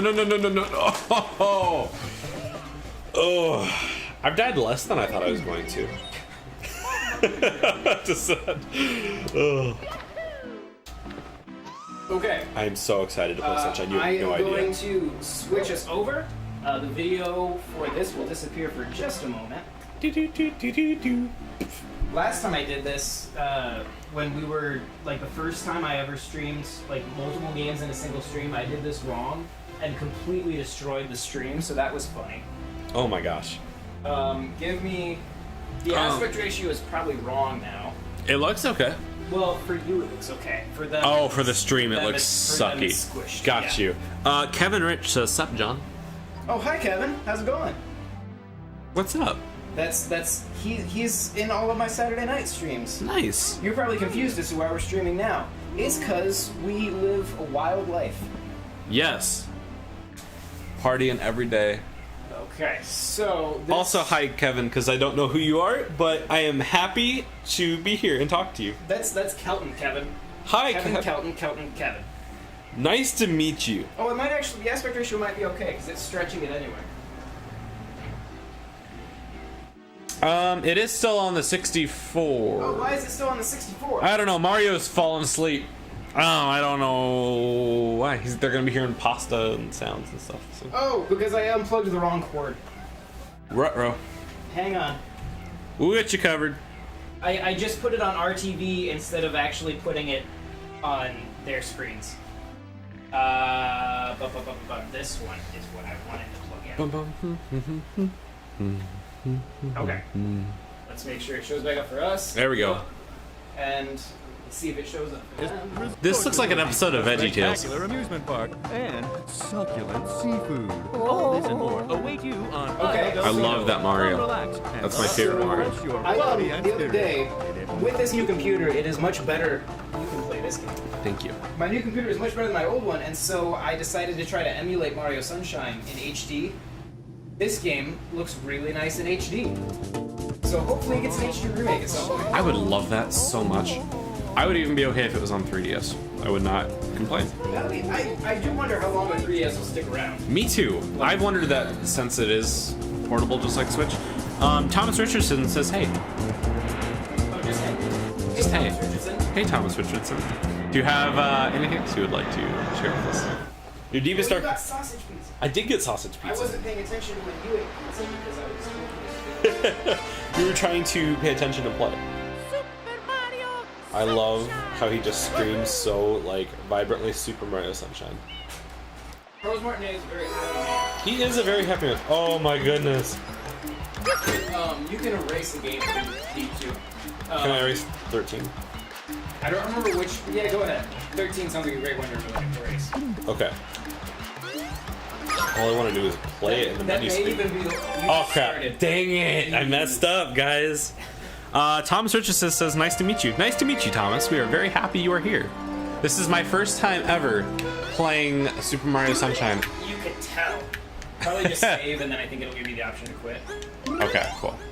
Oh my gosh, it feels so precise. I love it. No. Make sure that's... Sorry, that's my pizza beeping. Pizza!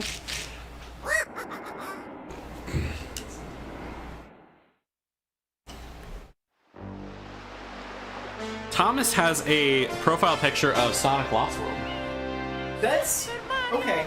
I saw you and Mike playing that. I kind of like that game. Good. Like, as a Sonic game, I think that's my favorite 3D Sonic. That's not too bad. It has... the 2D portions of it are awful. Which is weird. Because normally, like, 2D Sonic is better than 3D Sonic. Yeah, but almost Sonic always. Lost World kind of flips that, and the 3D parts of it are really, really good. Horrible ripoffs of Mario Galaxy, but implemented very well into a Sonic game. Yes. Excuse me, I just burped. I agree. Well, you were talking about Sonic, so I mean... So it just, my body kind of was like... Your body was like, oh, please stop. What happened? I love how, oh wait, he said something else. I'm going to start watching you bids and lives. Oh, vids and lives more. Cool. Thanks, Who said Thomas. that? Thomas. Is that Thomas? Oh, Thomas thanks. rocks. Thanks, Thomas. We love you. boys, don't touch that stuff.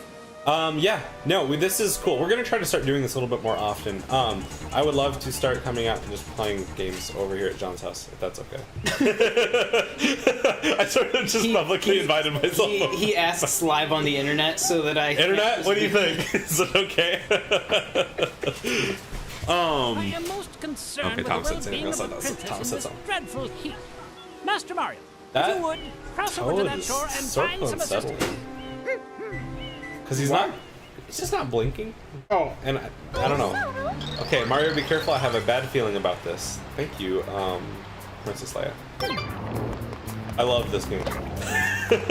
You are already going the wrong way. I know. I just want to go swimming. Oh, wait a second. Okay, can you do the long jump? No, you cannot. You can't? No. Because No. that event... Oh, wait, but you can... What is this? Never mind, that's okay. I can live. I'll be alright. Oh, I love this. Oh my gosh. The GameCube era, Nintendo was obsessed with water. Like Yeah, you saw it in this is beautiful. You see it in Wave Race, you see it in Wind Waker. Like, Nintendo was like, how can we do water in as many ways as possible and have it look cool? This looks incredible. I can't believe this is on the GameCube. Yeah, that's one of the crazy things, like, emulating this game in HD, and that may... I'm not making promises, but there may be a video series about GameCube games in HD as they could potentially pertain to the Switch. But we'll see. That's not a promise. That's just like an idea that has been tossed around.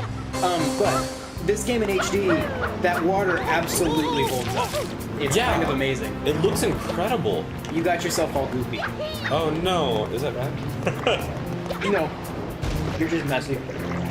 I washed it off. I love this so much. At least you can do that. That's like one of my favorite jumps. And this is incredible. I want that in Mario Odyssey so bad. Oh my gosh.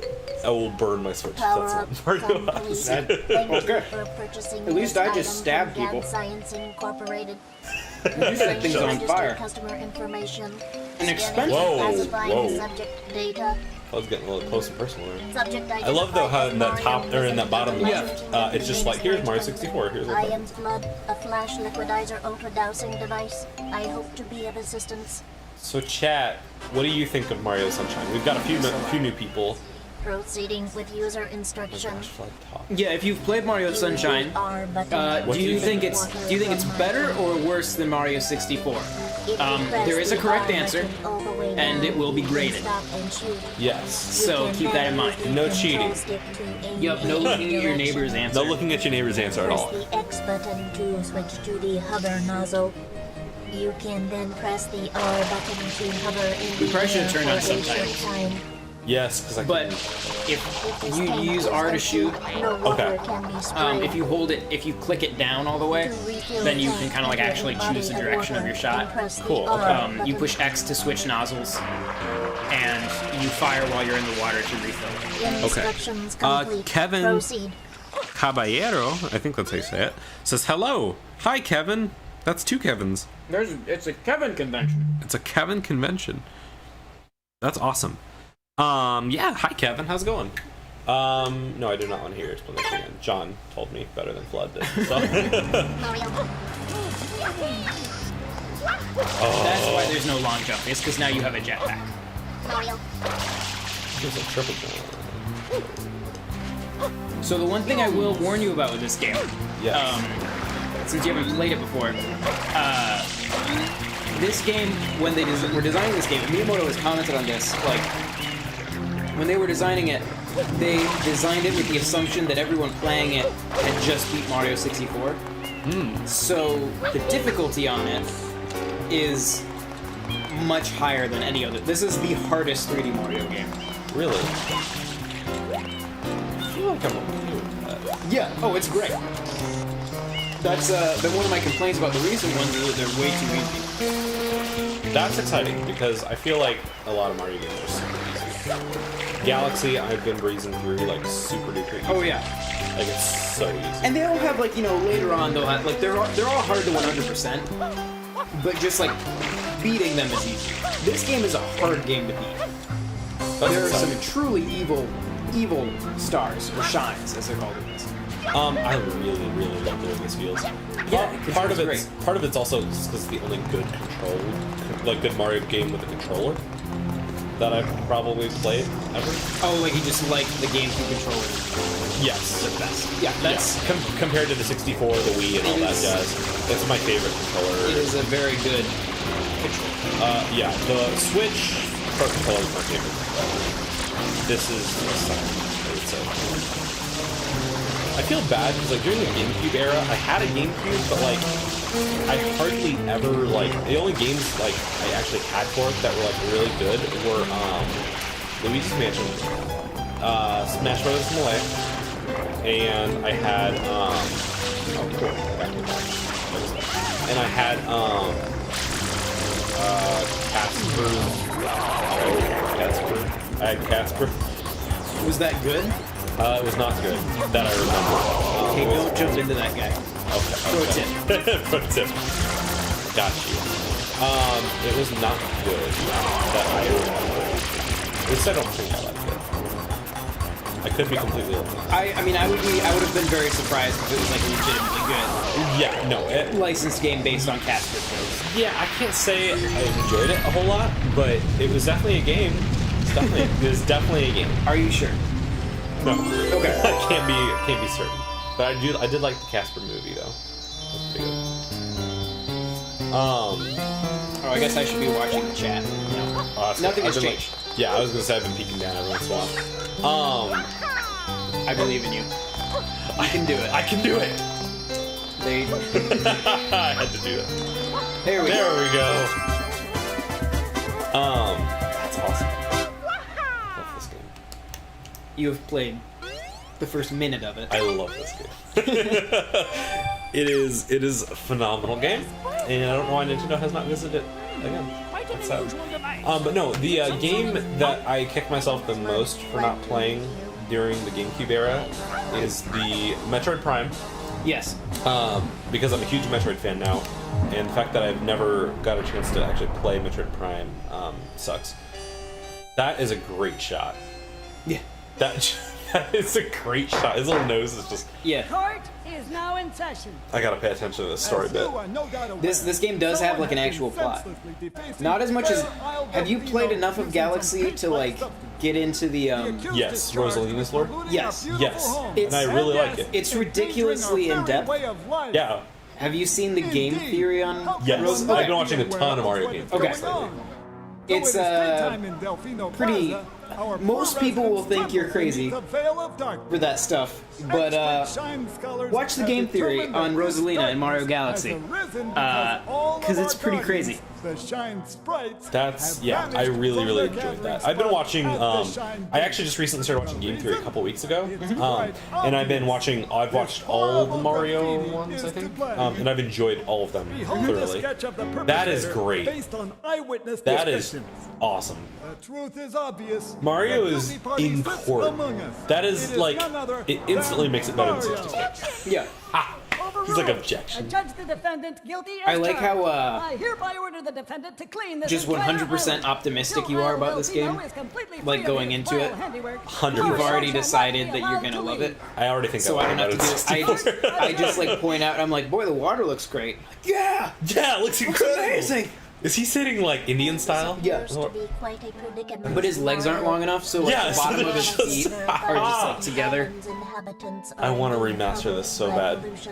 But the pollution itself is It's funny too, because like Mario is one of the only games with like such a little to no plot that I actually enjoy. Because almost all the time I feel like I need to have a good plot in order to enjoy it. Yeah. Thomas says, my sister showed me about Mario. My first Mario game was Mario 64. Same here, Thomas. My first game was actually Mario 64.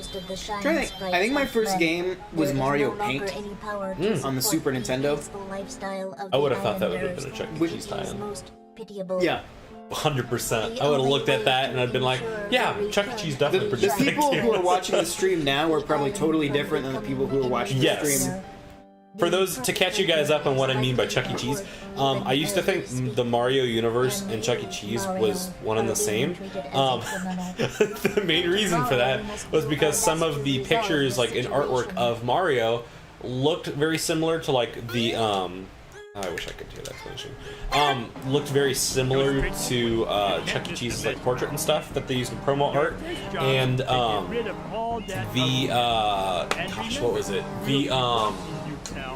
Oh, there was a Nintendo Power in my Chuck E. Cheese that was like up on the wall, and I would see it above like the salad bar, but they had a very similar one with Chucky in it too, so I just thought I thought that they were related somehow. And yeah. I really... That story didn't get less weird the second time I heard it. It's still bizarre. This game just feels so good. Extremely. And just like wandering around this little town and just jumping around. If you jump up on those overhangs, they're bouncy. Oh wait, which one? Oh my gosh. That's good looking through. I love that.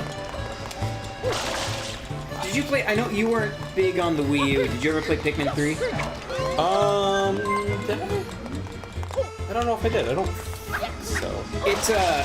It had the most realistic depiction of fruit. Yes, I've that's ever right. seen in a video game. Color Splash had like the most realistic depiction of lemons. Lemons, yeah. That was great. That level of detail, but on like every fruit. That's great. Was Pikmin. I spent way too long because like when you get them, it gives you like a zoomed in view and you can rotate them. I spent a long time like rotating fruit and being like, wow. I did actually play the first few hours of Color Splash for you. That was actually my first Paper Mario. That's Color Splash is weirdly good. It's very good. Everybody, I remember like when it was coming out, everybody was like, this is gonna suck. It'll be like Sticker Star all over again. But then like it came out and everybody was kind of like, yo. Like it was still, I mean, it's not 1,000 Year Door. Right. But it's a pretty darn good game. I liked it. I thought it was really fun. For the short time I played it. But I liked it. Graphically, it's beautiful. It's great. Yeah. And like there was one Shy Guy who made me laugh more than almost any other game I've ever played. You might know it. You know the one who's like sitting in the corner and he just has a straw in his mouth and he's just sitting in the corner and he's just like and he's just sitting there sucking on whatever he's sucking on, and like you come over to him and I forget what he does. He makes some comment about the fact that he makes some comment about the fact that like that he's been sitting there like waiting like to suck a face or whatever forever, and I just laughed so hard. I just like, this is such good localization. Yeah. How do you play your? Oh no, I got it. This is how you play your flood. Were you? I don't want to tell you what to do in the game. But since I'm guessing you probably couldn't hear anything that Flood said. I heard absolutely nothing. Okay. Flood said. If you go to like the direction you're facing, kind of like the front of the town, like good camera controls. Yeah, like real ones. There are real camera controls in a Mario game. Oh, I didn't know that existed. John's changing my life over here. Yeah, for those of you who are fresh on this stream, Kelton hasn't played this game before. Oh my goodness. So yeah, if you turn right down this alleyway, there will be another one of those like slimy piranhas.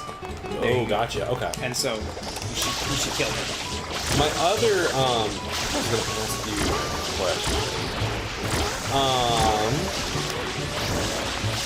Oh no! So the only exposure I've really had to this game outside of the videos I've seen for it, I did like every Mario Kart thing for Isle Delfino, I've always loved. Yeah, Isle Delfino is like it's ingrained in my memory as one of my favorite Mario places, and I've never even played this game. It's a very the art design of it. I mean, the art design of all of Sunshine is particularly good. Yes. And is very much of that period of the GameCube where everything was about like tropical islands and water, and that was kind of the theme of Nintendo at the time. Yes. But yeah, I really just love the music is great. The little yeah, like everything there is great. The fact that it's like a vacation thing is really cool. Yeah. Yeah, I really love that. I actually had a hard time sleeping last night for this game. I'm excited about it. It's very, very nerdy, but I've been waiting to play this game for a long time. I just never had a chance to. It's an expensive game these days. Yeah. I mean, I got it before, nowadays especially, GameCube has gotten very collectible now, which makes me glad that I never sold my GameCube games.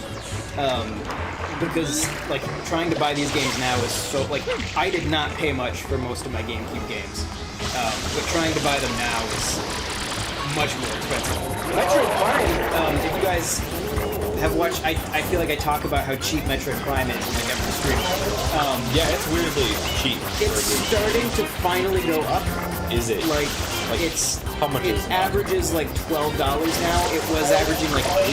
Oh, okay. So I'm guessing that with Metroid Prime's reveal, the interest in it has gone up again. Yeah, because I thought about buying. For a game that's generally considered one of the greatest games of all time, it's weirdly just so inexpensive. Yeah, it's really weird. That and Metroid Other M are the two most inexpensive Nintendo games. Yeah. And Other M kind of makes sense because the internet hated it. Right. That part I get. I do like how much life. Yeah.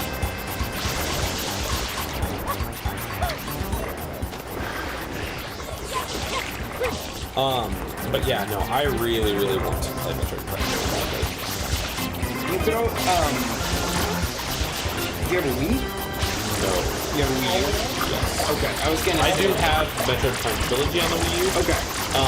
But I would rather just buy it. There you go. I am thinking very cheap to get it on the GameCube. Yes. That's the thing I'm thinking too. Plus I just want to play it with normal controls. Is my thing too. I don't mind the motion controls at all. And in fact, in some games I actually prefer motion controls. It's just that for a game like Metroid, I'd rather play it. The weird thing about Metroid Prime is that on the GameCube it doesn't control like a traditional first-person shooter. Yeah, I've noticed. I've heard that. I should say. Doesn't it? You can mainly just lock on, don't you? Yeah. Yeah. Which I can live with that. That's kind of how I felt playing Prime Federation Force. Yeah, it's that control scheme. Okay, I can live with that. The only problem is since it doesn't have the gyro controls, you gotta shoot this guy. Since it doesn't have the motion controls, you can't move and look at the same time. So if you hold down R to start looking around, I can see that. Yeah.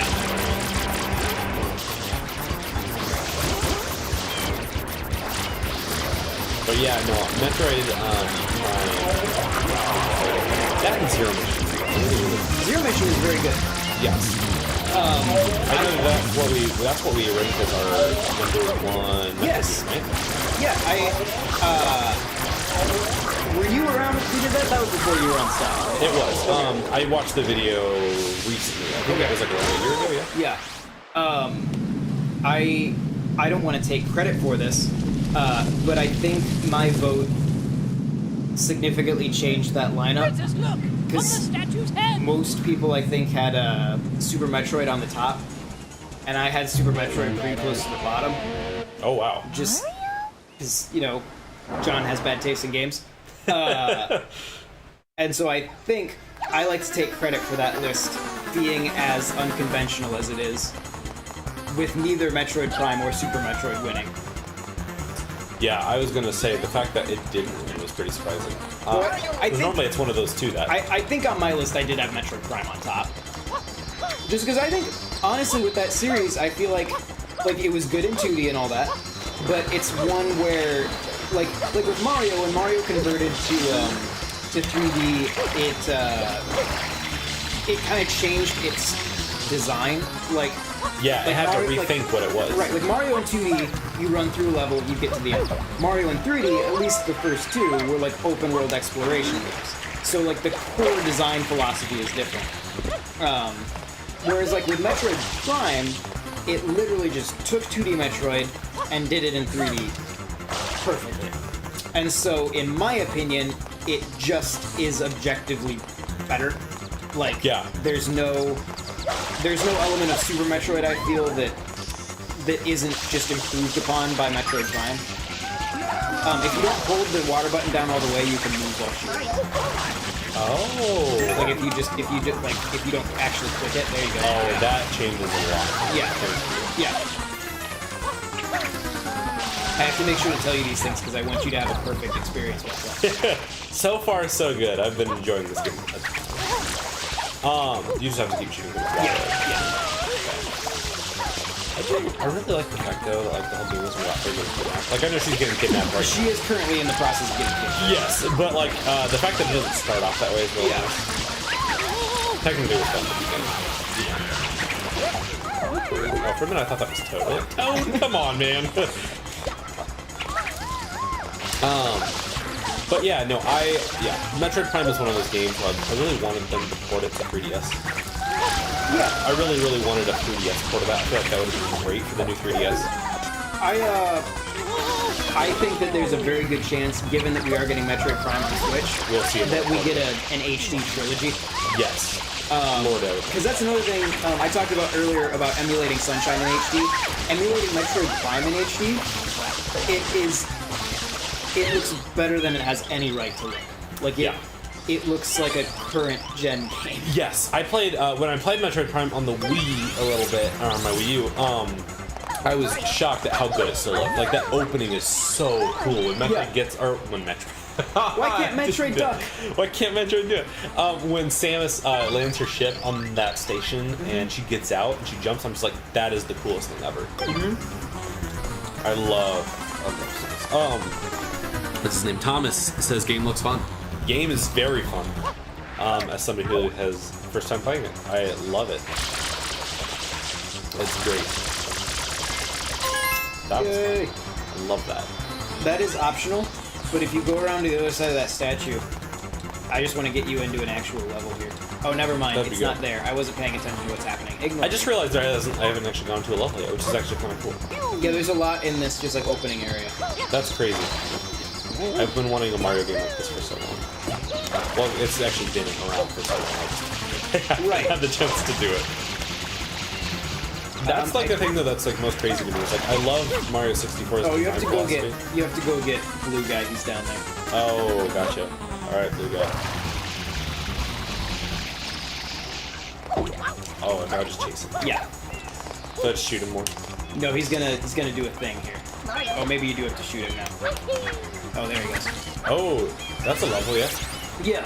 Sweet. So now you have to shoot that with water, and then you can jump in. And now we can make progress in the game. I love this Matrix style, like just digitize Mario's body and jump in there.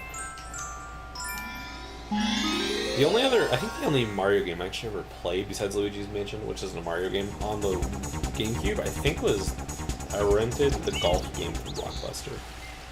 Those are the Mario sports games are so. You talked about how you prefer like you did a lot more like handheld Nintendo gaming than console gaming. Yes. I was the opposite, where I never really got into the handhelds very significantly until like the 3DS. Yeah. Like I 3DS is like the best. Yeah, like system. I bought the DS on launch day because it had Mario 64 on it, and I was like, cool, this will be like a handheld N64. This is awesome. Yeah, that was my thought with it. But then it never really got there. Like it concentrated much more on like 2D games, and which is fine, and a lot of them are good. But it just wasn't what I wanted the console to be. I agree. 3DS has definitely become more of that portable Nintendo 64. Almost like a portable GameCube. Yeah, to an extent, yeah. So like I love the 3DS, and it totally like restored my faith in handheld gaming. Agreed. But what were we talking about? You were talking about the 3DS. Well, you were talking about your handheld. Yes, and how you like it. How I was more of a handheld guy. I totally lost what I was going for. Well, never mind. 3DS, cool. And it was more like a portable GameCube. Yeah, like a portable N64. What were you talking about right before I made this point? Chat, what were you talking about? I don't remember.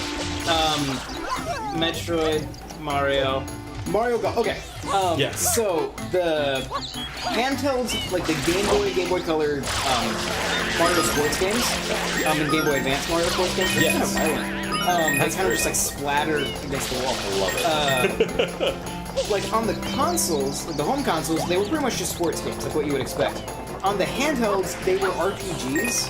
Like, did you ever play them, like the Game Boy Color ones and the Game Boy Advance ones? No, I didn't. Okay, you made a character, and then it was like an RPG where you like leveled up your character and got different like stats, but instead of battles, you would like play golf and tennis and stuff like that. That's awesome. And they're amazing.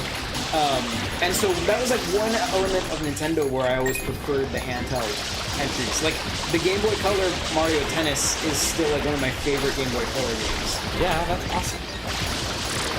And then on the 3DS, despite it being a much better system in my opinion, they kind of ditched that. And they kind of just made it more. Yeah, it's pretty much just the home console ones. The what is it?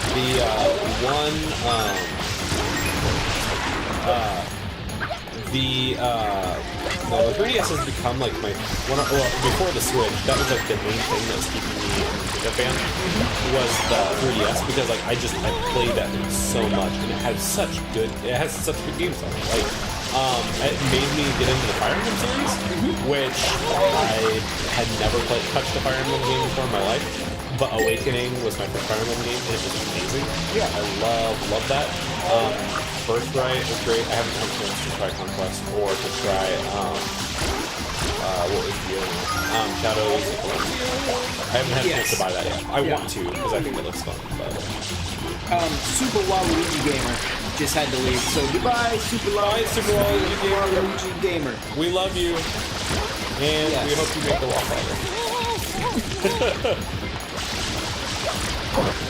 Nick was like, one time we were like recording that, like we ended up on a roll where we basically talked about the Wallflower for like 10 more minutes and then touched the screen. And he goes, do you guys actually have anything we can talk about, or do you just talk about the Wallflower? We're like, well, we kind of just ended up talking about the Wallflower. That's always those are the best podcasts. Yeah, that's what I think. I'm always you see Mario just like the thing hit him, but he was already in frame. Oh yeah, just like move straight. Yeah, I agree. Those are best. Hang on. The phone is broken. Sorry. Oh, Thomas. Don't mind that. What'd you say? Okay.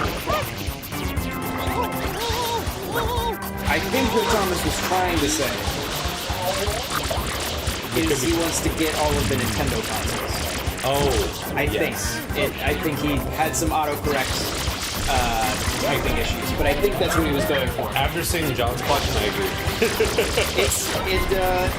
There is something really cool about being able to like just know, like, you know what? No matter what Nintendo system I find a game I want to play on, I can play it. Yeah, and that's really cool. It's the same way with I try to get all like the current generation systems. Once the generation is over, like I sold my PS3, because that was my least favorite of that generation, and I know that like I don't need it. But like while generations are going on, I do like to have all the systems just because I like the option to play whatever comes out. Yeah. But yeah, being able to play any Nintendo game is pretty great. I do need to expand my Virtual Boy library, as it currently only contains one game. I'm gonna guess that game is the tennis. Yeah, cool. The Pac-In Mario Tennis. Nice. I want to get Red Alarm because it's kind of like a Star Fox style rail shooter. Nice. Maybe someday someone will discover the Star Fox prototype that was made for Virtual Boy and never released, and then I'll hunt that down. Out of curiosity, how much did you freak out the day that Star Fox 2 got announced? So I was at work. I won't give names of people because I don't want to be specific, but you'll know who I'm talking about. The general manager was at our store, and he comes out of the back room, and he goes, "John, they're releasing a Super Nintendo Classic, and it has Star Fox 2 on it." And I thought he was lying to me. Like He's a troll, so yes, 100%, yes. So I thought he was lying to me. And then, like, he was like, "No, seriously, like, come look." And he, like, brought up the PR email from Nintendo. And I was like, holy crap. Like, and so there is video on the security footage of me dancing around the store in excitement. And then, like, immediately panicking as I'm, like, trying to, like, go on, like, Walmart and Amazon and like, all these different places. Because, like, I'm, like, you know, generally, if you work in, like, retail, you'll get this. Like, we kind of, like, I don't want to really I will pre-order it from the store I work for if I can, but we don't want to take pre-orders away from customers by having we're employees. Cool about that. Right. We don't want employees to pre-order all that stuff. So like do generally try to find it in other places. And I did Amazon UK. I think it was Casey Gibson here on NWR sent me the link. I think is who it was. That Amazon UK put up pre-orders really early on, and so I got on there and I have a UK SNES Classic pre-ordered. Awesome. And unlike Walmart, who canceled everything, Amazon UK did not. Yes, So, Walmart really got the bet on that one. Like everything else was totally fine, but like they're the ones that are like, nah, we're just not gonna do it. We took too many. Yeah. Target at least so I work for Target and like Target hasn't even I don't even think they put theirs up yet. If they have, I haven't seen it. Yeah, I haven't seen it, and like I work back there, so I can't recall seeing that. But Kuma's World says hi, H-A-I. Thank you for spelling it like that. And then it says I love this game. Thank you. This is my first time playing it, so welcome to the chat. But yes, I love this game too. It's great. I have never, first time playing this game. And I love it. I love how all this dirty stuff just looks like chocolate and vanilla. Yeah. Like, that's great. Nintendo does a really good job of making good food. Yeah, they're poop professionals, one might say. Yes, I would agree. Since they made a whole game about it. Right. I'm very surprised, and we've talked about this in chat before. Flood is still not a weapon in Splatoon. Yeah, what's up with that? Which is just amazing. It's in Smash Brothers. Like, why can't it be on Splatoon? And there's no, like, sunshine-based DLC levels or anything. And it's, like, so obvious. You know, this does feel a lot like Splatoon. Yeah. Like Splatoon is very Mario Sunshine inspired. Yeah. Yeah. But, well, I think there was a point, I may be totally misquoting this, but there was a point at which I think Splatoon was going to have more of a Mario tie-in. Oh yeah. And I then, know ARMS was. And then they wound up just making it its own franchise, which is good. Nintendo needs to do it more often. Yes, they tend to attach things to other existing franchises. Specifically Mario. Yeah, or I mean, Star Fox Adventure. Yeah. Oh yeah, because that was going to be its own game. That was a new IP. Wasn't it going to be like Dinosaur Planet? Yep. Yeah. And I think it's a great game, and they did a great job, like, characterizing the Star Fox universe. And I thought that was cool. I'll be honest, I like the idea of Fox out of the ship. I do too. I think he's an interesting enough character that he can hold a game like that. And Star Fox Adventures is one of my favorite Zelda games. So, like, heck yeah. I think it's really good. That water is so pretty. Isn't it? And it has like reflections and everything. Yeah. It's very good for its time. Oh, that's like a motorboat. That's cool. Oh, that's awesome. I love that. What did this get in our rank for 3D Mario games? I'm still a little bitter about it. Didn't you get the lowest? Of 7, it got 6. Why? What do we put? Because people need to get good. Because nobody but I think there was like 1 or 2 other people on NWR who put it high on the list. Man, this is great. I like this better than this will at least be above Galaxy 2. I agree. Galaxy 1, it's tough to say because I've only been playing it for a while. That game, for me, the only reason if I would put that game higher than any other Mario game, it's only because the animation. Animation feels superb. And like the presentation and like story is presented very dramatically. Yeah. And like in a very cinematic way, which I think is cool for it's like a Mario game. Yeah, it's like a storybook cinematic. I'm like, I love this. Like, so like if I gave Galaxy anything, it'd only be because the gravity is cool and because it's still pretty fresh.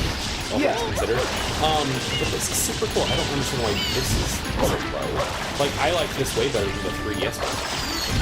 Yeah, this is way better than 3DS one. I think the 3DS one was cool for its Well, I think its mechanics work really well as a handheld game. You can destroy more of the Greek, by the way, as you're going up there if you use it like forward as opposed to a jetpack. Oh, gotcha. Because then you're not having to hover over it a little bit. You can just kind of spray a little bit out in front of you and clear it out. Let's see what they say. Kumo's World says, I love Mario 64, and then, what you would call it. Sorry, Thomas. He says same, and then he says Mario Odyssey looks very good. Have we? Yeah, we did talk about Mario Odyssey a little bit on the trailer rewind that we did, which I still feel bad that I had Mario Banners in for that. Did you? Oh my god. Well, that's okay. I was very. I actually. We were all very tired that I went back because that was like the Switchness reveal. Yeah, Switchness. And I just decided like when that was happening, I was like, I'm not gonna sleep. I'm just because there's so much video content to get out. I was just like, I'm just going to stay up all night. Like I planned for it. I got like extra sleep the night before. I had like food and like water bottles, and I was ready. Right. But yeah, I just stayed up all night, and so I recently I watched because after everybody else had like gone to bed for the night, I think including you. Yes, I was up till like. You were like 3, yeah. Yeah. But like at 5 in the morning, I did a solo deep dive of Xenoblade 2. That's right, you did do that. I listened back to it the other day, and I find it so funny just how like exhausted I sound. and I'm talking so quiet, I'm just like right up to the mic. It's like ASMR deep dive. Oh my gosh, speaking of ASMR, I just watched an ASMR video, like legitimately for the first time the other day. It is so scary. It's kind of weird. It is so messed up. The one I watched was like this girl who had like 1 million something views on it. I'm like, is this how you have to be popular on YouTube? Yeah. Like, I didn't realize that all I had to do was just talk really creepy into a microphone and it counts. And yeah. It's so scary. She's like, alright, so I'm asleep now. She started crunching this pillow really close to the mic. I was like, that's actually really like triggering. I don't think I like it. It's just scary. Yeah. Is he up here? Is Petey Piranha up here? There's a star up here. Oh. Petey Piranha. Oh no, it is Petey Piranha this time. Sweet. It's terrifying. He looks like the thing from Little Shop of Horrors. Yeah, he does. Thomas says, are you going to stream Nintendo Live with gameplay of Mario Odyssey? Yeah, do you want to do something the day Mario Odyssey comes out? I assume, I don't know who will be. Someone on NWR will be streaming. 100%. We haven't talked about who is streaming it yet, but yes, there will be streams of Mario Odyssey, probably before it comes out. I don't remember. I'm guessing maybe like Neil has the review copy of that. I would imagine he does. But once he gets this whoever has the review, obviously Nintendo tends to have pretty aggressive embargoes on that stuff. But whoever has the review copy, I would imagine a few days before the game comes out, Nintendo will let us stream like a certain amount of time. Usually how it works, they'll say like you can stream for like an hour or something like that. And I imagine whoever has the review copy will be doing that. Have you reviewed anything like new major for our site, right? No, like, I did do our retro review from the Grove Mask. Okay. And I was gonna do maybe another retro review for something, but I have not done. I haven't done anything like big. Okay. So you haven't had to deal with review embargoes yet. They are fun. I haven't had to deal with because I don't really do many reviews. Yeah. I'm more just kind of the YouTube guy. I'm kind of a podcast guy. Yeah. So I feel that. And I mean, to be fair, like doing videos, like I'll regularly work with the people who are doing reviews, and so I see the review embargoes for a lot of those games. And a review embargo is just when Nintendo says, they'll say, you can post your review on this date at this time. Please don't show, like if you do a video review, please don't show this last level or something like that. And usually they're pretty much just, please don't show the last boss. Please try not to spoil anything. Basic common sense stuff that you would probably do anyway. But I remember when Breath of the Wild was coming out, because it was such a hyped game, the review embargo for that, I obviously wasn't reviewing the game, but I was working with Jared and Neil on video content for it.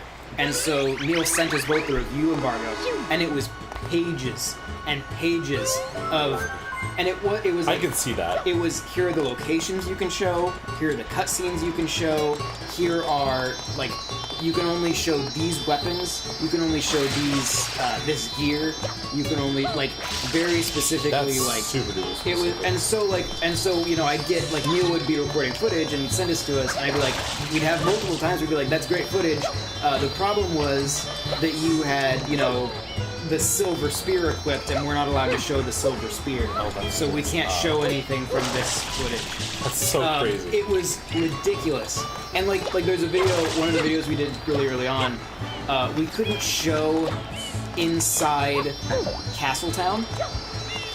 We could get right up to the gate, we weren't allowed to show inside of it.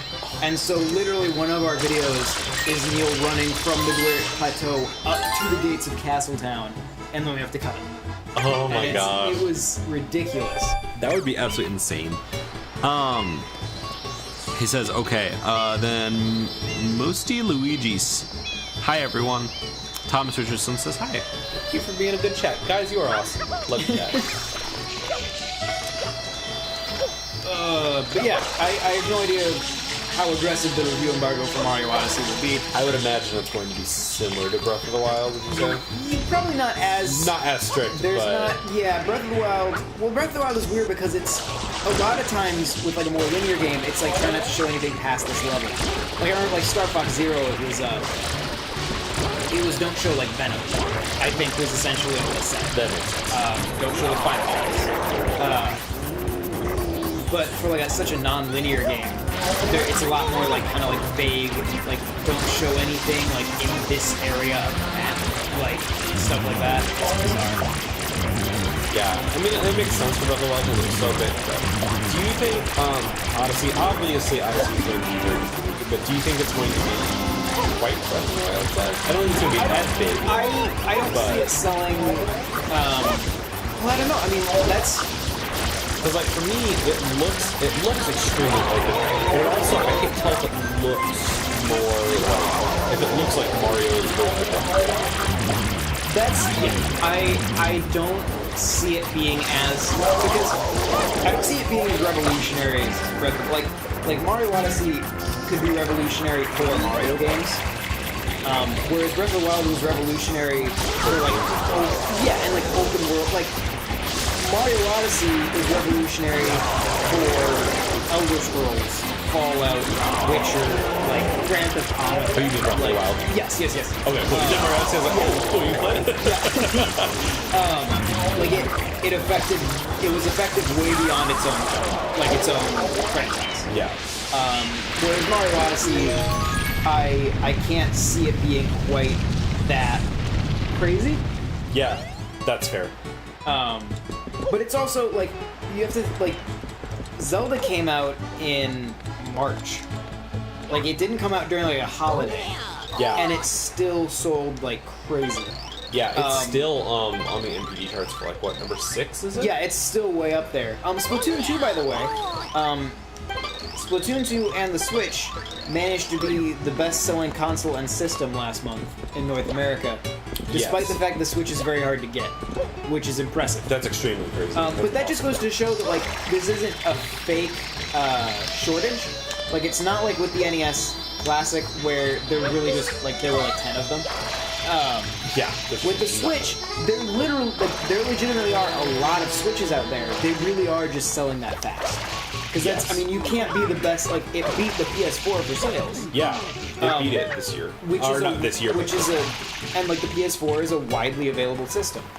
So, that means, like, the Switch was, a lot of them were produced and sold. It's just that they really were selling that fast. The cool thing, too, is that it's, like, part of it is, like, you think that, like there was, like, 1 month or whatever where the PS4 did come back out on top for the month, but I actually think it was just nobody could find Switches. Yeah. Like, I don't think it was, oh, well, you know, PS4 is back on top. It's like, no, I think it was just that, A, it was a dry spell for Switch, and then B, like, just for, like, that 1 month, but also, like, B, nobody can find the Switch. L is, your smackdown, your butt slam. Oh, thank you. I forgot I could do anything with that. I'm sitting here, I'm like, just thinking I just saw about you, the like, jumping up and down on that grate, and I was like, should I help him? Should I say something? Yeah. Boy, I have not been able to keep my train of thought for this entire stream. It's so hard. It's anytime I like look up at the TV and try to tell you something about the game, I lose everything I'm talking about. Kuma's World says I was never able to beat this game. Too hard for me. It took me a long time to beat this game. Like I didn't beat it when it came out. I beat it like years later. Because it is a very difficult game. Yeah.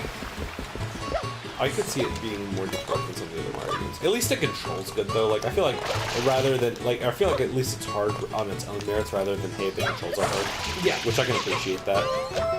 There is a level that you unlocked and didn't go into. Where is that? I don't know if you. It was over on the dock where you defeated that piranha plant.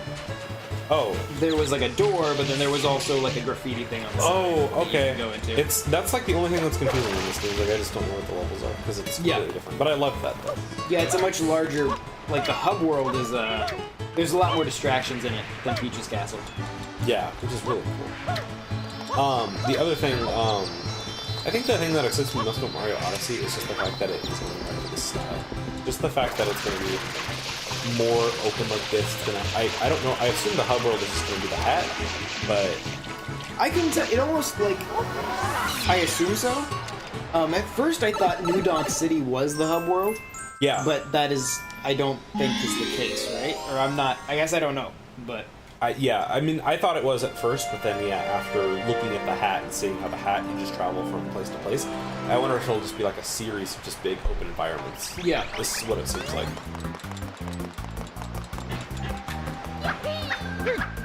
Well done. There you go. There we go. So, this level is, much harder than the last level. Seems like a lot more parts to it. Yeah, and it's lots of like walking on like girders and almost dying. You're never gonna get through those boxes. Oh, okay. No matter how many times you try. No matter how many times I jump up, it's not gonna happen. It's here. I love this stuff. This is really cool. Oh, I'm not getting through there either. Okay. Well played, Nintendo. Trying to beat me. I see. I'm just gonna see there's more boxes here. Wait. Yep. No, man, they really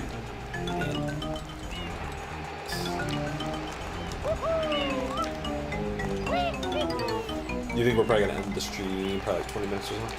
Yeah, we'll probably. I mean, I don't know how. Let me bring up my time scrubber. How long have we been going?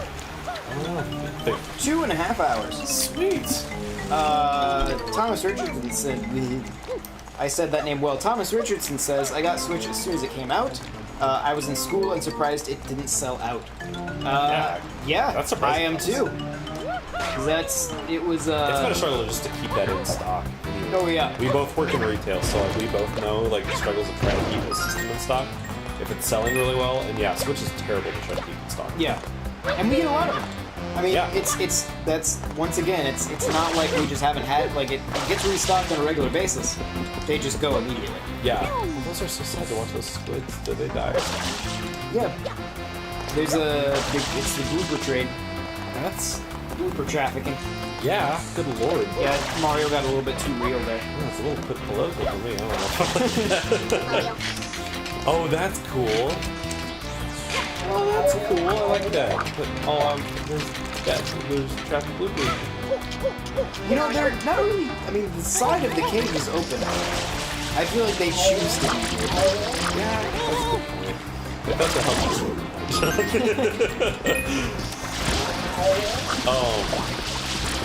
What was it Thomas said again? Oh yeah. He got the Switch. He was yeah. That's right. But Target gets a good chunk of them like every once in a while. Like we had 4 and we actually kept 4 for about a week. Which was surprising, but I sold the last one last night. So. Our last restock that we had, we actually like because we like pre-sell them. Oh yeah, it's like a pre-order. Yeah. But we actually had enough extra in our last shipment that we had like 11 go out for sale. And they probably lasted us for about a week. So I do think it seems to be right now that like the pre-Christmas sale for them seems to kind of be hitting a saturation point.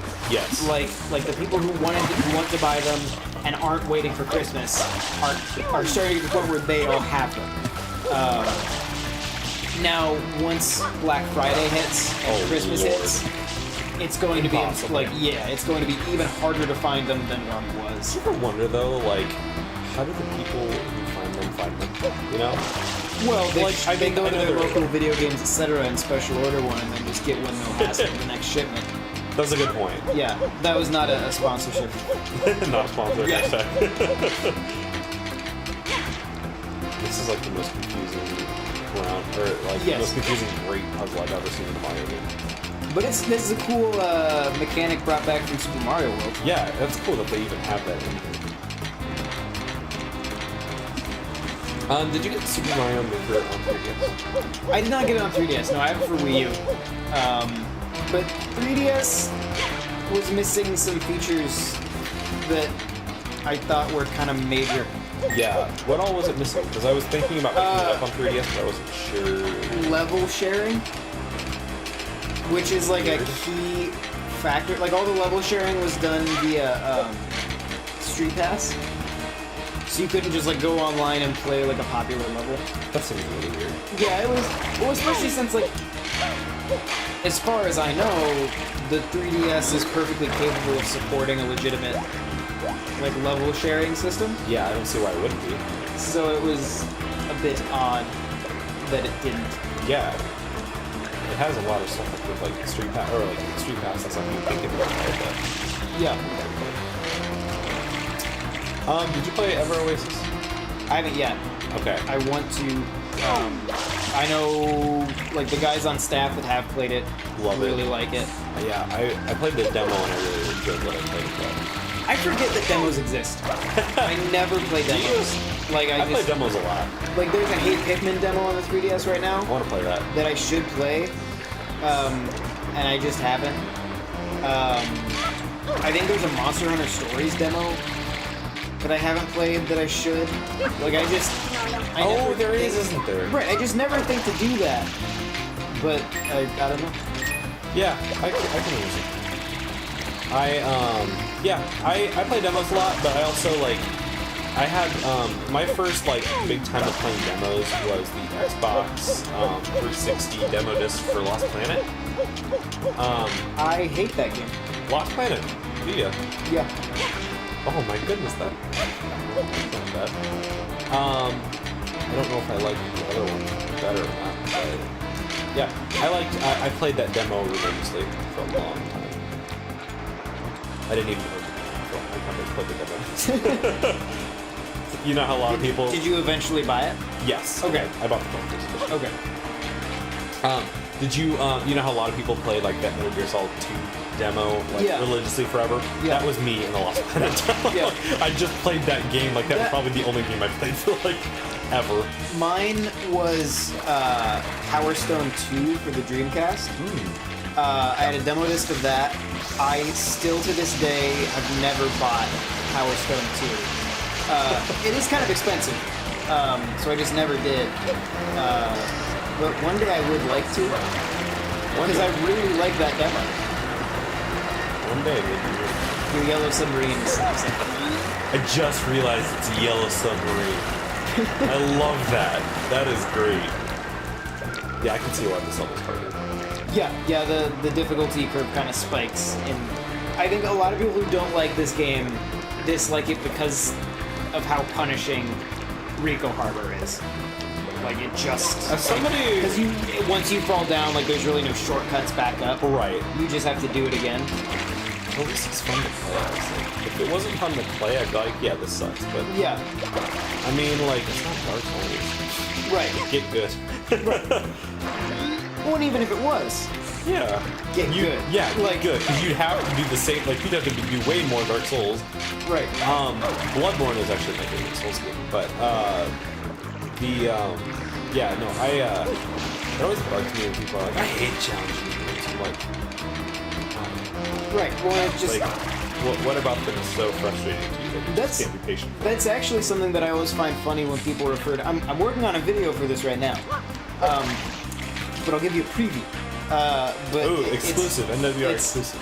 NWR exclusive of an NWR exclusive video. But it's about the illusion of kids games. Like, there are no such thing as kids games.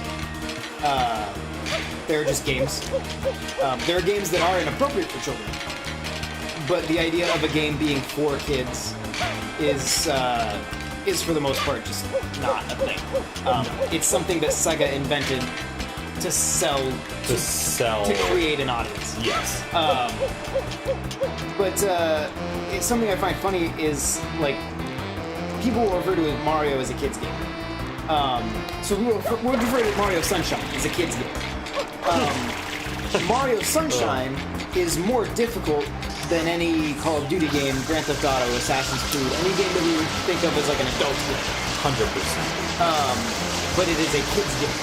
I did air quotes just now. I forget that there's no camera on it. So yeah, it's that illusion that we think of like Mario games as being for kids, but they're much harder than the games that we would consider adult games. You did it. Now you're screwed. Maybe. There you go. I did it. Hey. I actually had an experience where I played Call of Duty recently, which really broke my heart. I hate Call of Duty. I really, really, really hate Call of Duty. I know people like it. I know it's popular. I hate it. I absolutely just don't like that game. Because there doesn't feel like there's any thought put behind it. And I know that's weird to say about a game, like what developer is and everything, but it just doesn't feel right. I don't like Call of Duty. Yeah, you gotta watch out. These Reapers suddenly got really aggressive. Oh my gosh, they feel like really aggressive cave stuff. I've been playing that recently. Did you get it for Switch? Mm-hmm. Have you played it before? No, no. Do you like it? I love it. Okay, I was gonna say if you enjoy Super Metro, yes, you'll probably like Cave Story. It feels very.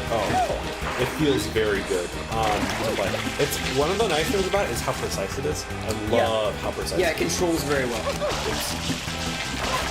It's and back down. Back into the nasty gate. Oh, you were very close. Oh, no. No, I'm out. Dang, get on those guys. Maybe if I don't. Too bad. Hey, is that a good place to end the stream? I think that's a good place to end the stream. Great, with Kelton failing miserably. But that's okay, because Mario Sunshine is a hard game. Yes, but it's better than all of the Call of Duties That's together. true. That's true. It's still better than all the Call of Duties. Yeah, thank you guys very much for watching. Thank you everybody in the chat for being delightful. Yes, you've all been wonderful. I've loved talking to each and every one of you. Thomas Richardson says, "Are you a Metroid fan?" I think that 100. got answered just in like the last minute. But yes, we like Metroid. I love Metroid. Apparently, we even like the bad Metroids. I love all the Metroids. Yeah. Especially the one that curls up into the ball and you use the flippers. Yeah, the Metroid that crawls. Yes. Yeah. Yeah, thank you very much for watching. If you would like to follow us on Twitter, our Twitter handles should be at the top of your screen, as well as the Twitter for NWR. If you follow NWR on Twitter, normally on Saturdays, we do or at least I do, maybe occasionally Kelton might join me or something like that. Who knows what the future holds? But do live streams on Saturday nights where you can vote on what game we play on the official NWR Twitter. So follow that, and then follow us as well. You can also check out NintendoWorldReport.com for lots of other Nintendo coverage. If you really, really, really love us on a deep, emotional, maybe physical level. I'm not specific. You can also check out our Patreon. That's patreon.com/NWR and support us there. This site is entirely volunteer run. Nobody here gets paid. We all just do it because we like Nintendo, and so we are supported entirely by our loving Patreon supporters, and we appreciate them very, very much. And we're all just really, really nostalgic, so I mean, that's the other Yes. the other thing. Like, even if you don't love new Nintendo, which I don't understand why you wouldn't, because that's what pulled me back in, is new Nintendo, but by new Nintendo I just mean Switch? Yeah. But yeah, if you guys are just really nostalgic for Mario and Zelda and anything Nintendo related, check us out. We cover both sides of that. Yes. And then as well, don't forget, of course, to subscribe to NWR TV right here on YouTube. Like I said, we do weekly live streams, we do video reviews, we do all kinds of stuff. There are video podcasts as well. Kelton is often on the Connectivity podcast, right? I am. Sometimes hosting, and we're just recently starting to possibly host. And then also, we should be starting retro segments at some point. So if you, as I was talking about nostalgia, I'm going to be trying to head up to where we start having at least one game per month where we kind of pick that as a nostalgia bomb for us, and we just kind of talk about a nice retro game. That is really fun. So kind of like NWR's Retroactive, only these guys will actually like the games they're talking about.